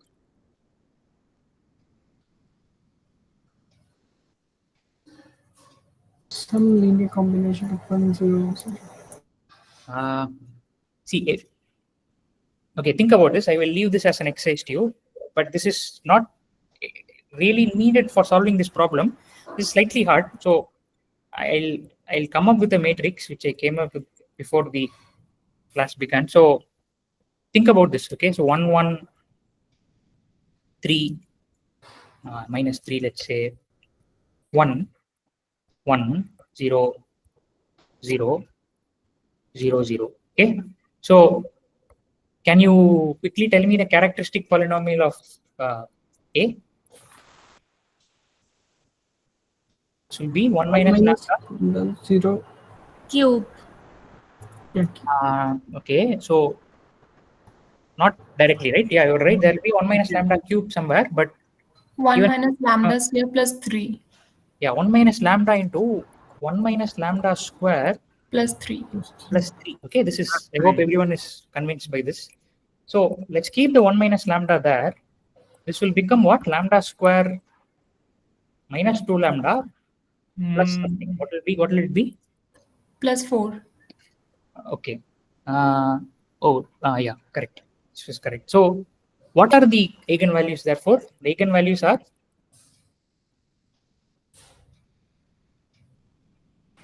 1, 2, 2. You are correct. That is dangerous to have 1, 2, 2. So we need to have something else. Let me see. So what I want is this quadratic equation. No, I don't think this is. No, it's lambda minus 2 whole square plus. Correct, I don't think there is a real factor in this. Yeah, it will be lambda minus 1 whole square plus 3. Right. So correct. Yeah, that's what I was wondering, because before I had the eigenvalues are the real eigenvalues are rather there is only one real eigenvalue. Is that correct? Yes, sir. Okay, wait. I am also confused. Lambda minus 2 whole square is what? Minus 4 lambda, right? So that's why. Okay. So there is only one real eigenvalue, namely lambda equal to 1. Okay. So this is so. What is the eigenvector for A corresponding to lambda equal to 1?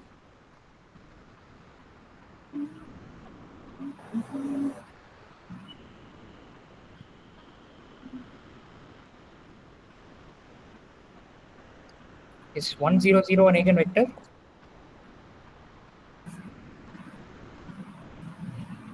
See, if I say something like 1, 0, 0, what should you do? You should say immediately see that it's just the first column. Right? So A into 1, 0, 0 is just the first column. So A into 1, 0, 0 is equal to 1 into 1, 0, 0. Do you see that 1, 0, 0 is an eigenvector? Yes, sir. Okay, in fact, that is the only one, right? So only one in the sense what? Any non-zero multiple of, in fact, span 1, 0, 0 is the set of all, not all. Okay, so any non-zero vector is an eigenvector with eigenvalue. Okay, this is what we have. Okay, this is so this satisfies the condition given in the question, right? Do you agree? So once please open the question number 12. I have to see the answer. I was distracted. Plus and minus was okay. Okay, so do you all agree that the condition is satisfied? The only eigenvectors of A are the non-zero elements of span 1, 0, 0. That is what we have here. So is this matrix invertible?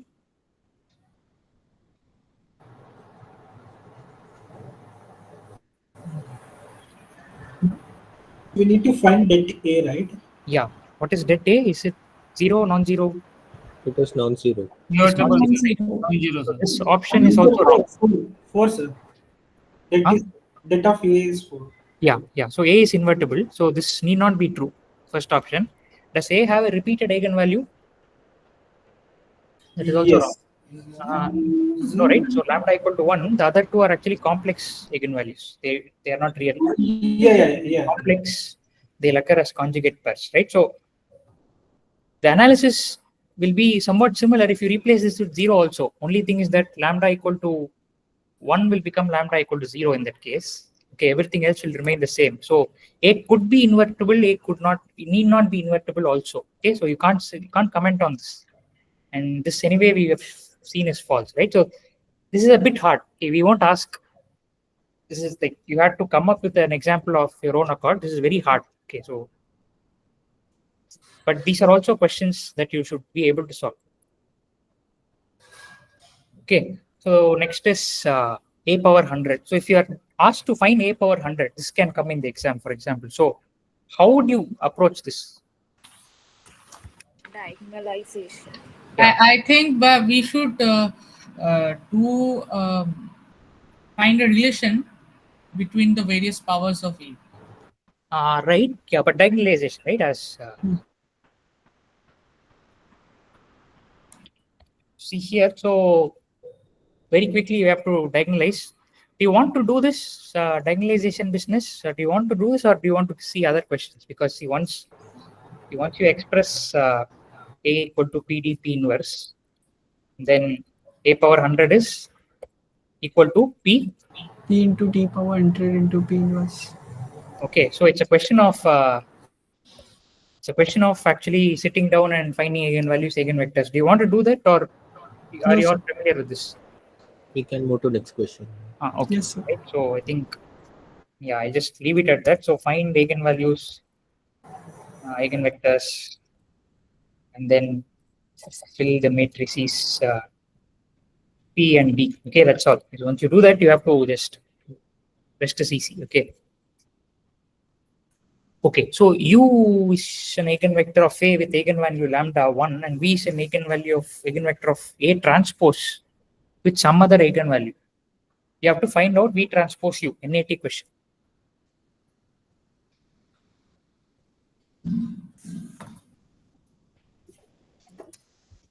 Zero, sir. Okay, why? Lambda eigenvalues are distinct, and we have. But then the matrix is different, right? One is A, another one is A transpose.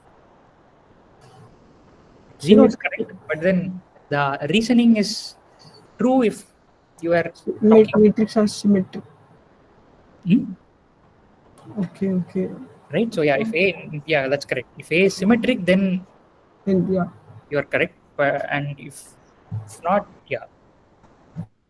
See, this is what this is where I want you to understand. First principles will help. So, what is the first? There are two equations that you can write down. What are those two?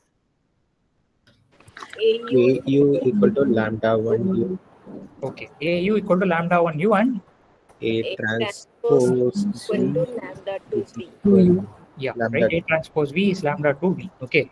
You have two equations with you. You actually don't have anything else. Maybe you have lambda 1 not equal to lambda 2, which will get used somewhere.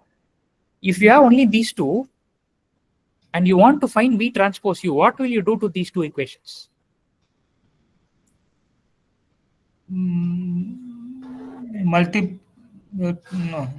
Correct. Multiply by V transpose. Multiply V transpose. Okay. For the first equation. Multiply the first equation by V transpose. Okay. So let's take the first equation. So it's V transpose times AU is lambda 1 times V transpose U. So V transpose U is there. So right hand side we don't want to disturb at all. So what will you do with the left hand side?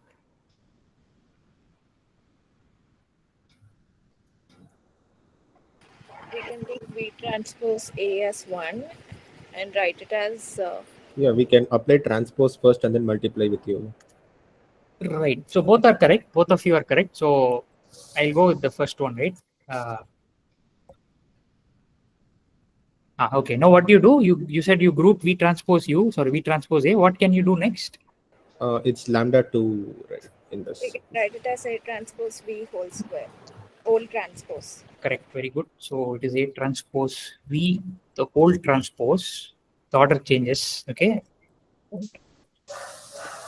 Okay. Then Substitute A transpose V as lambda 2V. That's good. So lambda 2V.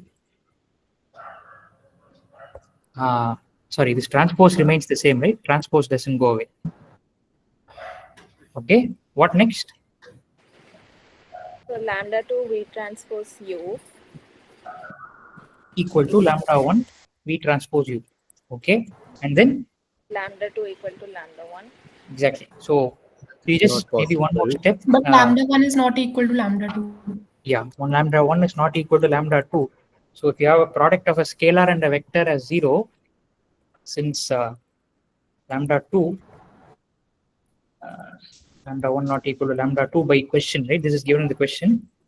V and U are orthogonal, right? So we end up with that. So V and U. So it's a very interesting relationship because what it's saying is remember that A transpose and A have the same eigenvalues. So if you take an eigenvector of A with one eigenvalue and an eigenvector of A transpose with some other eigenvalue, those two have to be perpendicular. Okay, that's what we have shown.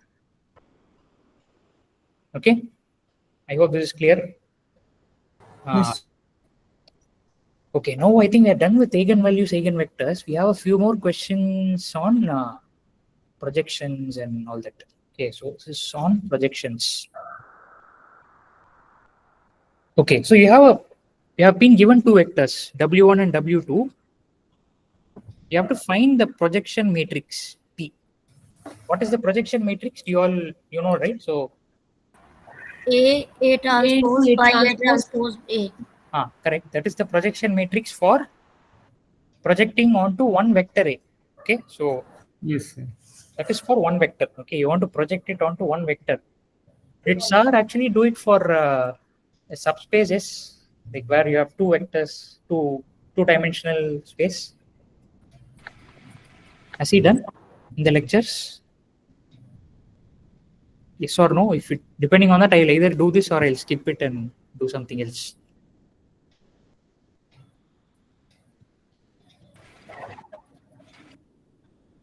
Okay, so I think it's better to okay, anyway, I'll do it. So you should know this also, right? So we can do like dot product of W1 comma W2 by No, so see that won't. Yeah, maybe I'll skip this. It requires. It's not hard. It's just that we haven't done it in the class, so in the lecture. So maybe. Sir, should we take an inverse? Inverse of Matrix of V1 and V2. So can you also see like that as a dot product of W1 and W2 are like 0. So like they are like perpendicular in some space. So we are projecting something to the like orthogonal basis, like what we do in XY plane. We can just take its like projection on X, projection on Y, and then sum up. So similarly, can we do like project this vector on W1? correct. Yeah, that is exactly what you have to do. The only thing I'm considering is should we do it now or will it be too confusing if it has not been discussed in the lectures? It's actually discussed in Max 2, so it's not new. Okay, I'll just I won't explain it here. I'll just tell you what you have to do. So you have to form this matrix, okay, where so the first thing is you note that W1 and W2 are orthogonal, right? So W1, if you normalize it, so normalize W1 and W2, so you will get normalized vectors, right? So let's call it V1 and V2. So if you normalize 135, what will you get? under root 36, I mean 6. Right, yeah, so 25, 34, 36, right? So that is V1. And if you normalize this, you will get? Under root 2. Okay, so minus 1, 1, 0, 0, right? So now so normalize means unit norm. Vector, the norm is 1. Norm of V1 and V2 is 1. Oh yeah, okay. Okay, so it's an orthonormal basis for S, right? Is that clear? They're already orthogonal, but you have normalized, so it's an orthonormal basis. Now, the idea is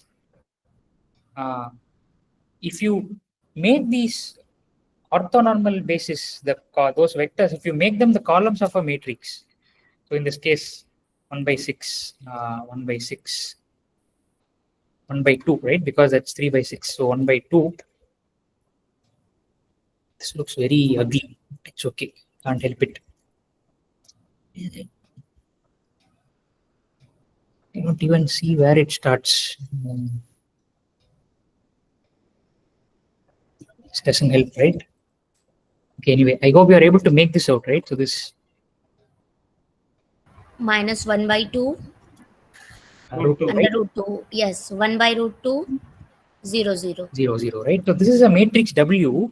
Now, the claim, I'm stating this without proof. I actually proved this in detail in the notes, but the claim is that P equal to WW transpose is a projection matrix for S, meaning if you multiply P with any vector X, it will project that vector onto the subspace S.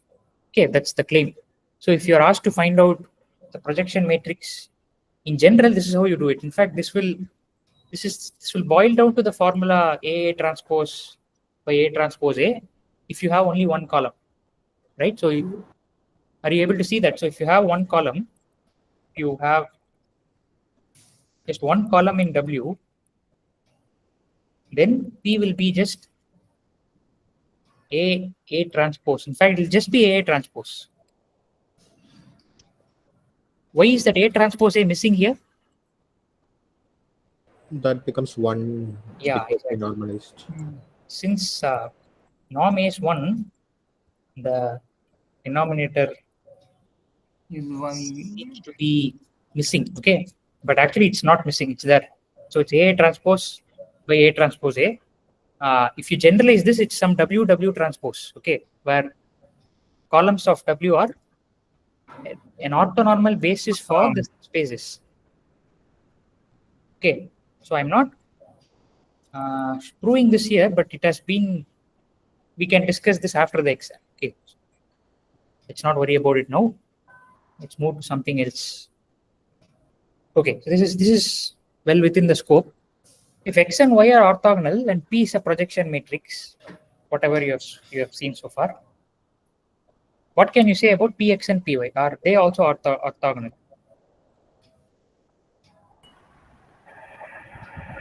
Yes. Yes. Yes, sir. Okay. So Why? See, yes and no are good, but then what is more interesting is the reason. You must tell me why. Right? See, yes and no in themselves are not very interesting. So actually, it's a projection of X on P. This on the x-axis is this Px is the projection of X on the x-axis. Why should it be x-axis? It could be anything, right? For example, Yes, on the one plane. There are some in the since they are orthonormal. So the first one is on the x plane, and second one on the y plane. So projection are then since projection are orthonormal, that's why they are orthonormal. So before and after So can we check can the dot product. If dot product remains 0, or like there is some similarity in these equations, then yeah, that's it. Okay. we can write X transpose Y equal to 0, and then because P transpose P equal to 1, we can write X transpose into P transpose into Py equal to 0. Good. Can you slightly rephrase that instead of starting with X transpose Y? Okay, yeah, you are right. You're right. Yeah. So, okay. X transpose Y. You want to start with X transpose Y, right? Yes. Is equal to 0. Okay. Now we can write X transpose into P transpose P in one bracket into Y. Okay. Why is P trans? What is P transpose P? It is identity Okay. Why is that? because it's a symmetric matrix. It is symmetric. Okay. So P transpose is P, and one more thing, right? That would make it identity. Also orthogonal. Okay. See, you're right. You're right in saying that P transpose. See, P transpose P is I. That alone you have to be careful. So is it I? So we can take like inverse thing also, no? P times P inverse in between them. Orthogonal, see, projection matrices are not always invertible, right? So they may not be invertible actually. So inverse may not be defined at all. So A transpose by A transpose A, for example, it will always have rank 1. If you have 3 cross 3 projection matrix, it's not invertible actually. Right? So, but then this is correct. This argument, this approach, whatever Revati you did is correct. But then you have to be slightly careful. I can rewrite X as something else.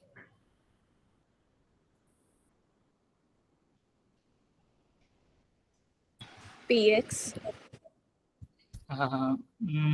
In fact, yeah, sorry, That's also not exactly the case.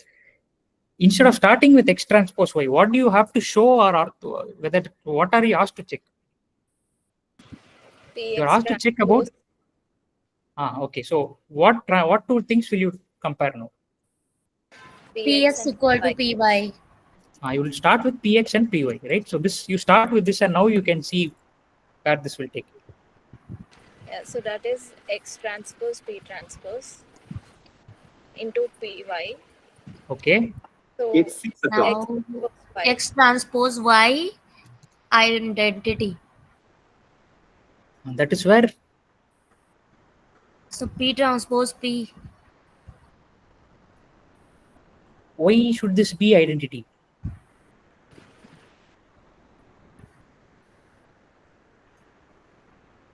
P is symmetric and orthogonally diagonalizable.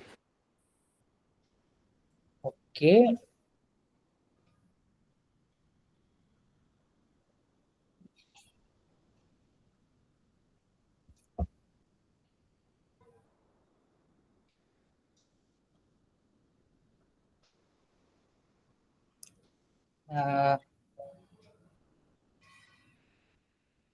Wait. Okay, let's go back to. Let's take a one-dimensional projection matrix, for example. Okay.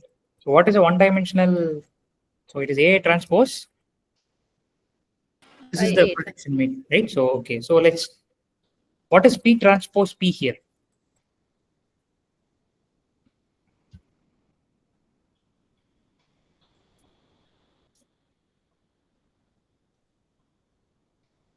Is it I? It is I, right? Is it P square? Is it P itself? P itself. So this is what 1 by A transpose A square. Okay. The numerator you have A into A transpose once again, and then okay, it is P itself. Correct. Okay, so it need not be. It is not I actually. It's actually P. Then it will be X transpose Y times P. Sir, can we say that P transpose equals to P square equals to P? That is also correct. P transpose is P. So P square. So this is P square Y. So this is what X transpose. P square Y then. But P square we can write as P. Yeah. X transpose P Y. Okay, then. Similarly, we can write in this side also LHS. Transpose Y equals to 0, then I think X transpose Py equals to 0.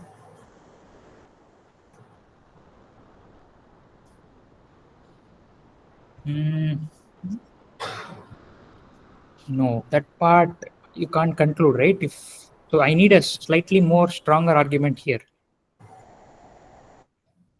So in place of P, we can calculate. We can put this value, this A times A transpose by A transpose by A transpose times A. That won't help, right? So first of all, that's only for a help. case. It's only going to give you. Yeah, no, that won't help. What is missing?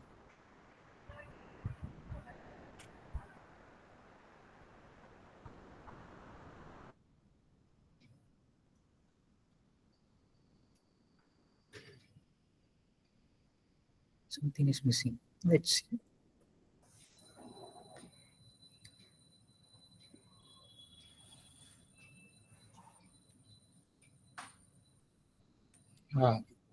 So before the class, I thought I had.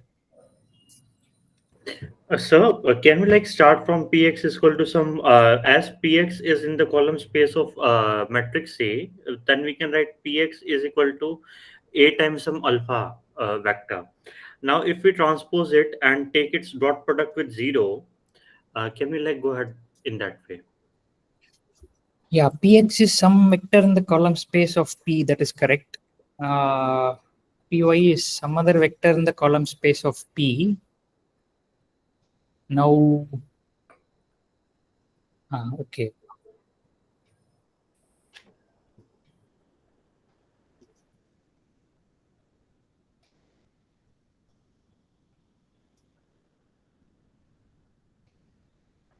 Yeah, this seems to be. Is anyone able to see through this setup here? X transpose P transpose Py. P transpose is equal to P since it's symmetric. P square is equal to P since it is a projection matrix, right? So P square equal to P. And now what do we have? Oh my god, this is tricky. Okay, so in the interest of time, what I'll do is I leave it here, and hopefully when I upload it, I will have the solution. Okay, so I'm sorry about this part. I'm not. I kind of misjudged this. I thought I had solved this, but it's like, please refer to the notes later. Okay, this alone we'll have to get back. All right, so let's quickly do 18, 19, 20. Okay, so this is that in the syllabus very much. So find the point in the column space of A that is closest to 1, 1, 0. How would you approach this? Least squares using. So it's a least square system. So what is the equation that you will solve? System of equations. If you call this B,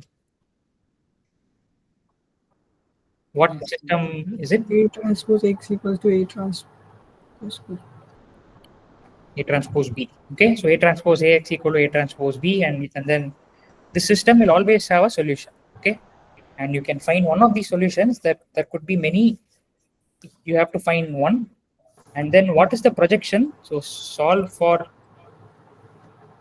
X hat. We call this X hat. The solution is.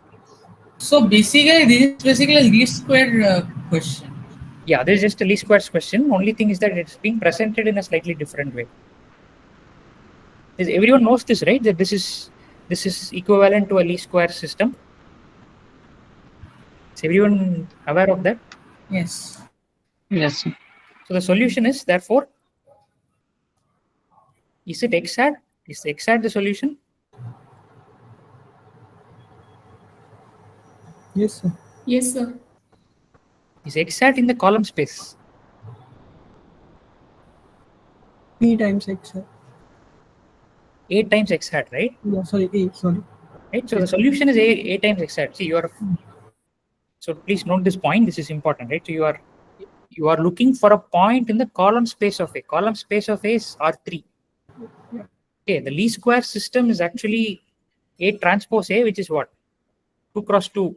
This is like two equations, two unknowns, right? So this is 2 cross 2. A transpose B is what? 2. R2. So this is a vector in R2. So X hat itself belongs to R2. Is that correct? It's clear, right? Everyone, you are see X hat is only holding the multipliers of the columns. Okay, the coefficient. So the actual solution is AX hat. So you just have to find X. So if you're asked to solve for X hat, that is a different thing, right? You will return X hat. But if you're asked to find the point in the column space that is closest to B, then you'll have to find AX hat. One more step you'll have to do and return that as the solution.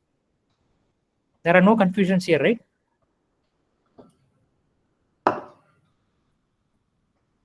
Okay, hope there aren't any. Sir, under what condition are A transpose A always invertible? So the column space of the A should be having full column rank. So it should have fully linearly independent columns. Then A transpose A will be invertible. In other cases, A transpose A will not be invertible. But you will still have a solution. Even if A transpose A is not invertible, the least square system will always have a solution. So that guarantees that. Okay. So finally, so 2 questions. So A is a symmetric matrix. So Which of please the solve the question number 18. I'm just not getting how to solve. you just have to do A transpose A. So A transpose A you first compute. Like we'll multiply firstly. Yeah, first you will multiply A transpose A. Yes. And then you will multiply A Why will transpose. it be the closest? What is Then the we'll multiply with A transpose with B. Yeah. So closest, yeah, that's what you will do. So closest is AX hat, right? So So A transpose B, how will you be multiply? Like A is 101, A is 100111 and B is 110. yeah, it's just matrix vector multiplication. That's all. So you're not doing anything new here, right? So same matrix on the left hand side, matrix vector on the right hand side. Then we'll Then solve for x hat. the value AX equal to some matrix. No. You solve for x hat, you will get some vector, say 1, 2 or 3, 4, whatever, and then multiply A with that. That is your point closest to 110. So X cap will given or not? What is given or not? X cap. That you have to find, right? That is what you have to solve for. You have to solve for x hat.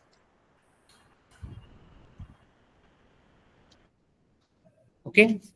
So yeah, so let's just 2 more. Let's quickly finish this. So if A is a symmetric matrix, which of the following are true?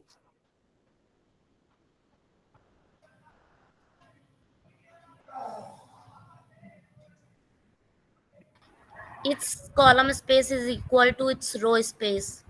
Okay, then column space, columns and rows are the same. Okay, therefore Yes, sir. column space is equal to,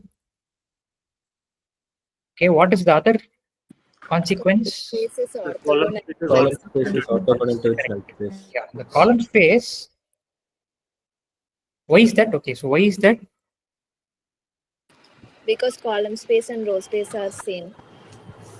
Correct, because column space and row space are same. The left Row space is null space are also collide. Yeah, so since the row space is orthogonal to the null space. null space, right? So therefore, in this case, right, in this case, the column space is also orthogonal to left null space.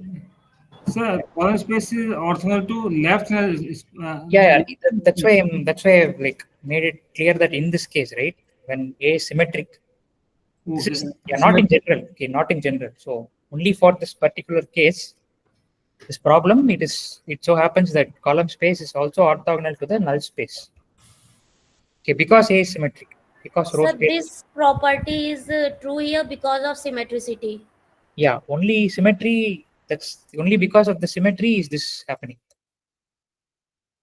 Okay, so finally you have A is m cross n, Ax equal to B. Yeah, so Ax equal to B always has one solution. No matter what B is there on the right hand side, Ax equal to B is consistent. Okay, how many solutions does A transpose Y equal to 0 have? Infinitely many. You must tell me why. So why is the most important question for which you need to have an answer. Sir, if it has at least one solution, Trivial ones. Think about it. So it's not hard, but it's not trivial also.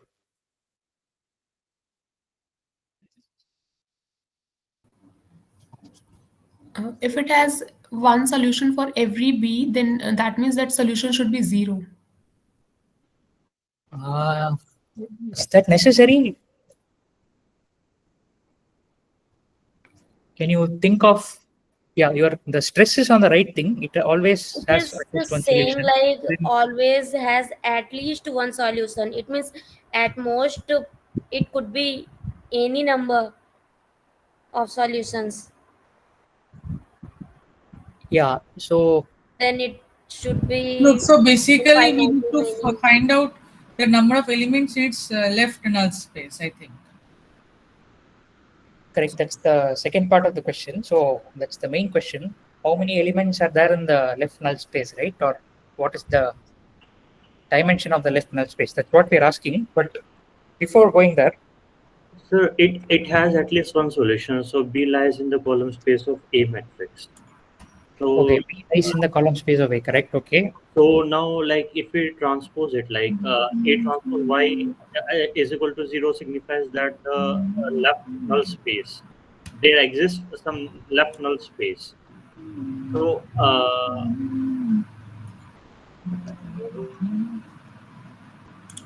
yeah, go on.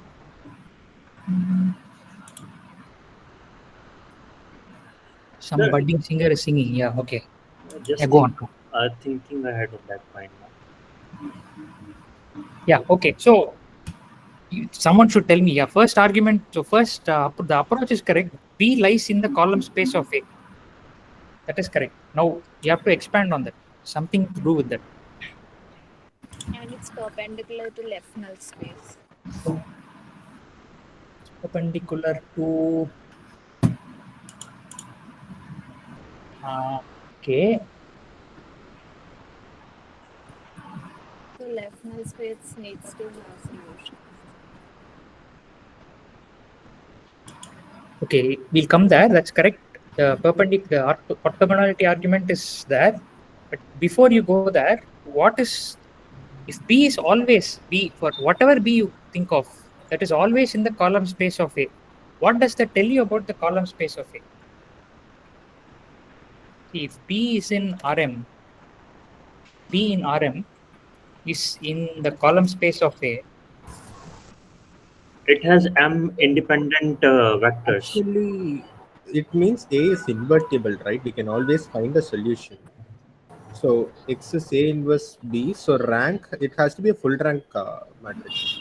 Okay. Second part of your statement is correct, but A need not even be square, right? So A, for all you know, A could be 2 cross 4, let's say. Oh yeah, but yeah, it's a full rank matrix. Correct. Yeah, it's a full what rank? So full rank is correct. Full column rank.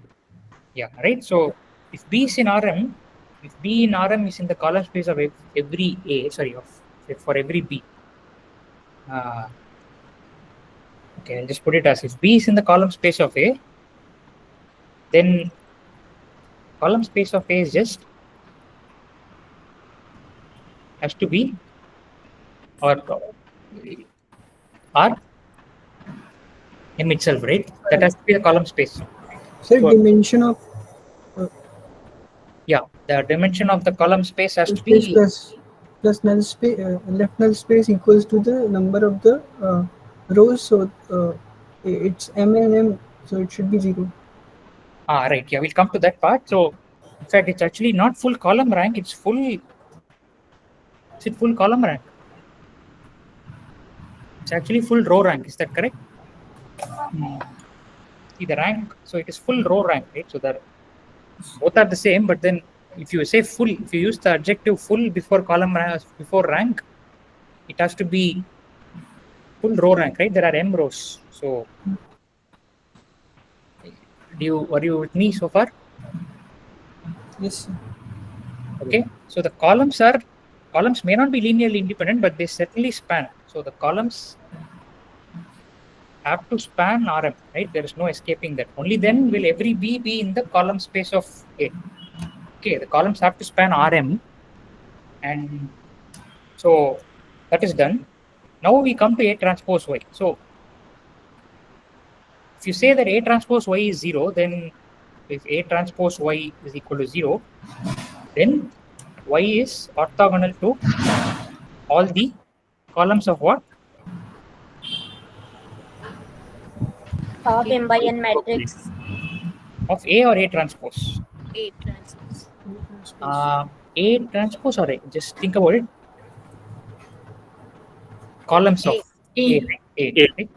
Or could have also said that this is rows of A transpose, right? So, okay. So, if A transpose Y equal to 0, then Y is orthogonal to all the columns of A, which means that which means that y is orthogonal to the column space of A. Is that correct? Yes, sir. Which is Rm in this case, right? So which is Rm. So you need a vector y which is perpendicular to Rm itself. Recall that y itself is in Rm. So the only vector that is perpendicular or orthogonal is better. Rm is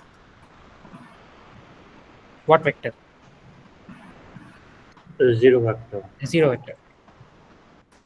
Okay, therefore A transpose y equal to 0 has only one solution. So therefore all this is to show that A transpose y equal to 0 has exactly one solution, which is the trivial solution. 0. Okay, that completes most of what we have to do. I have to verify, I have to check all So questions. once open question number 14, I was just distracted. I'll upload this. So I'll upload this. I just want to see what all I have to. So question 17, I have to clarify. 16, 15, 14 are okay. 13, I think rest are all fine, right? Only that question is not clear. Okay. Yeah. So there is someone. Yeah. So for the question number 17, 17. Because yes, sir, 17, the projection. Right. Yeah. So basically here, just I got a hint. So just I want to make sure if it is right or not. Yeah. Go on. Yeah. So x and y are basically orthogonal, and then after projection, they will be parallel, right? Because they are projected using the same matrix. Which means after projection, why should they be orthogonal? They can't, right? They are projected onto the same vector. So if P is a projection matrix onto a one-dimensional subspace, you are correct. They are. That's a good point. Yeah, that's a good point. So there's no reason why Px and Py ideally should be parallel because they are projected onto a particular vector, which is represented as a projection matrix here. So that's a good point. Yeah. So if so that's a good point. So if P is a projection matrix corresponding to the vector A, okay, then Px and Py are essentially just scalar multiples of A, correct? Hence, they can't be perpendicular. Very good. So, okay, so this is good. So they need not be orthogonal. That's a good observation. Yeah, I think that settles it. Should they be parallel? So they in this case they are parallel, but so then it will essentially depend upon the nature of projection matrix, no? Yeah. So correct. Yeah. If you are projecting it onto so if you are doing a two-dimensional projection, for example, like this, right? Or this is like projecting it onto a two-dimensional subspace of R4 in this case, they need not be. They lie in the same plane, but you can't call them parallel in that case. Okay. Right? So, then you are correct. So this is correct. This is a good observation. This is all we need to show that they need not be orthogonal. So this is good. Yeah. So that's sort of. So they need not be. So the conclusion is that Px and Py needn't be orthogonal. Okay. That's good. Yeah. Thanks for pointing it out. So it is a very good observation because you don't have to think about all sorts of projections in general. You just think of projecting it onto a line, and then you see that if you start with the perpendicular vectors, you need not really. Yeah, that's correct. Okay, so there's one more question that I have to clarify, right? So some mock question currently. Which one is it? 14, huh? 14. Yes, sir. 14 of mock. What does it say? Can you tell me what that question is about? I'll open it, but meanwhile. So a matrix is given, like it's saying that its answer is showing it's symmetric and Hamilton matrix, but it's not a symmetric matrix. So Yeah. I think this was posted in discourse by someone who had posted it, right?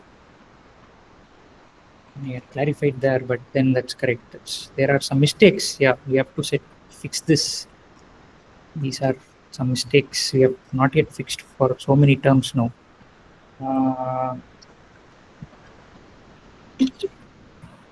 Yes.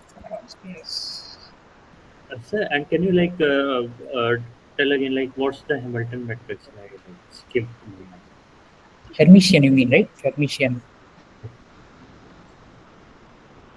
matrix.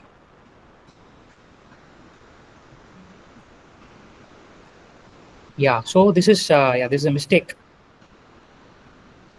Which of the following options these are true? So this won't be asked in the A star thing. Is not yet there in week 4, but just for clarification, A star equal to A, where is A star is the, so that is false in general. It's not necessarily true. Okay, sorry. Is 14 a part of some other question? Oh, common question. Oh, sorry. Yes, sir. It's common to the 13 and 14 same matrix. Okay. So I'll take that. I don't know how these questions crept into the mock, because these are not in. I think this was for previous term. Previous week 5 was also the part of the Quiz-1. Ah, right. Correct. That's the matrix is given upon question number 13. Oh, even above that you have some data, is it? Yes, common matrix is given for question number 13. Oh my god, okay. It's like a boost case. Why the boost? One above the other. Turtles on top of each other. Okay, A is this matrix. This is diagonalize A as. Oh, what is the answer? First, that will make life easier. So, what is the answer according to this A diagonalizable? Okay, this is Hermitian. Hermitian, is it? 13 is fine. Okay. 14, I think it's a skew symmetric matrix. Therefore, it cannot be like symmetric matrix. So A is Hermitian. Okay, the Hermitian business we have not at all introduced. So A is equal to A star in this case. A star is actually conjugate transpose. Okay, we have not yet introduced that. So if you really want to go into this, we could go into this now. No, sir, we will go in then ahead. Tomorrow is a quiz. Sorry? Sir, we can go if it's not relevant for Quiz-1, we can go into it afterwards. Yeah. So this is like more for Quiz-2, more of. Yeah. So which is A star. Moment A star comes, it's Quiz-2. Okay. So let's not worry about Hermitian now. We'll get back to this during Quiz-2. Okay. Any other questions?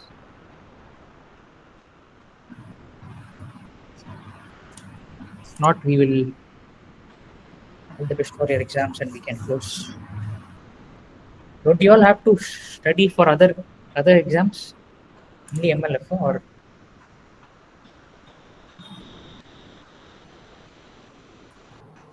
MLT? Anyone who has taken MLT here together with MLF? Okay, there are. Okay, it's good. Okay, yeah. So that's all I had from my side. If there are no other questions, we can stop it here.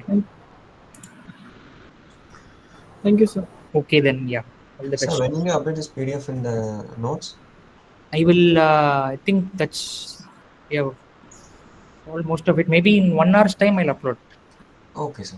Thank you. Okay. Yeah.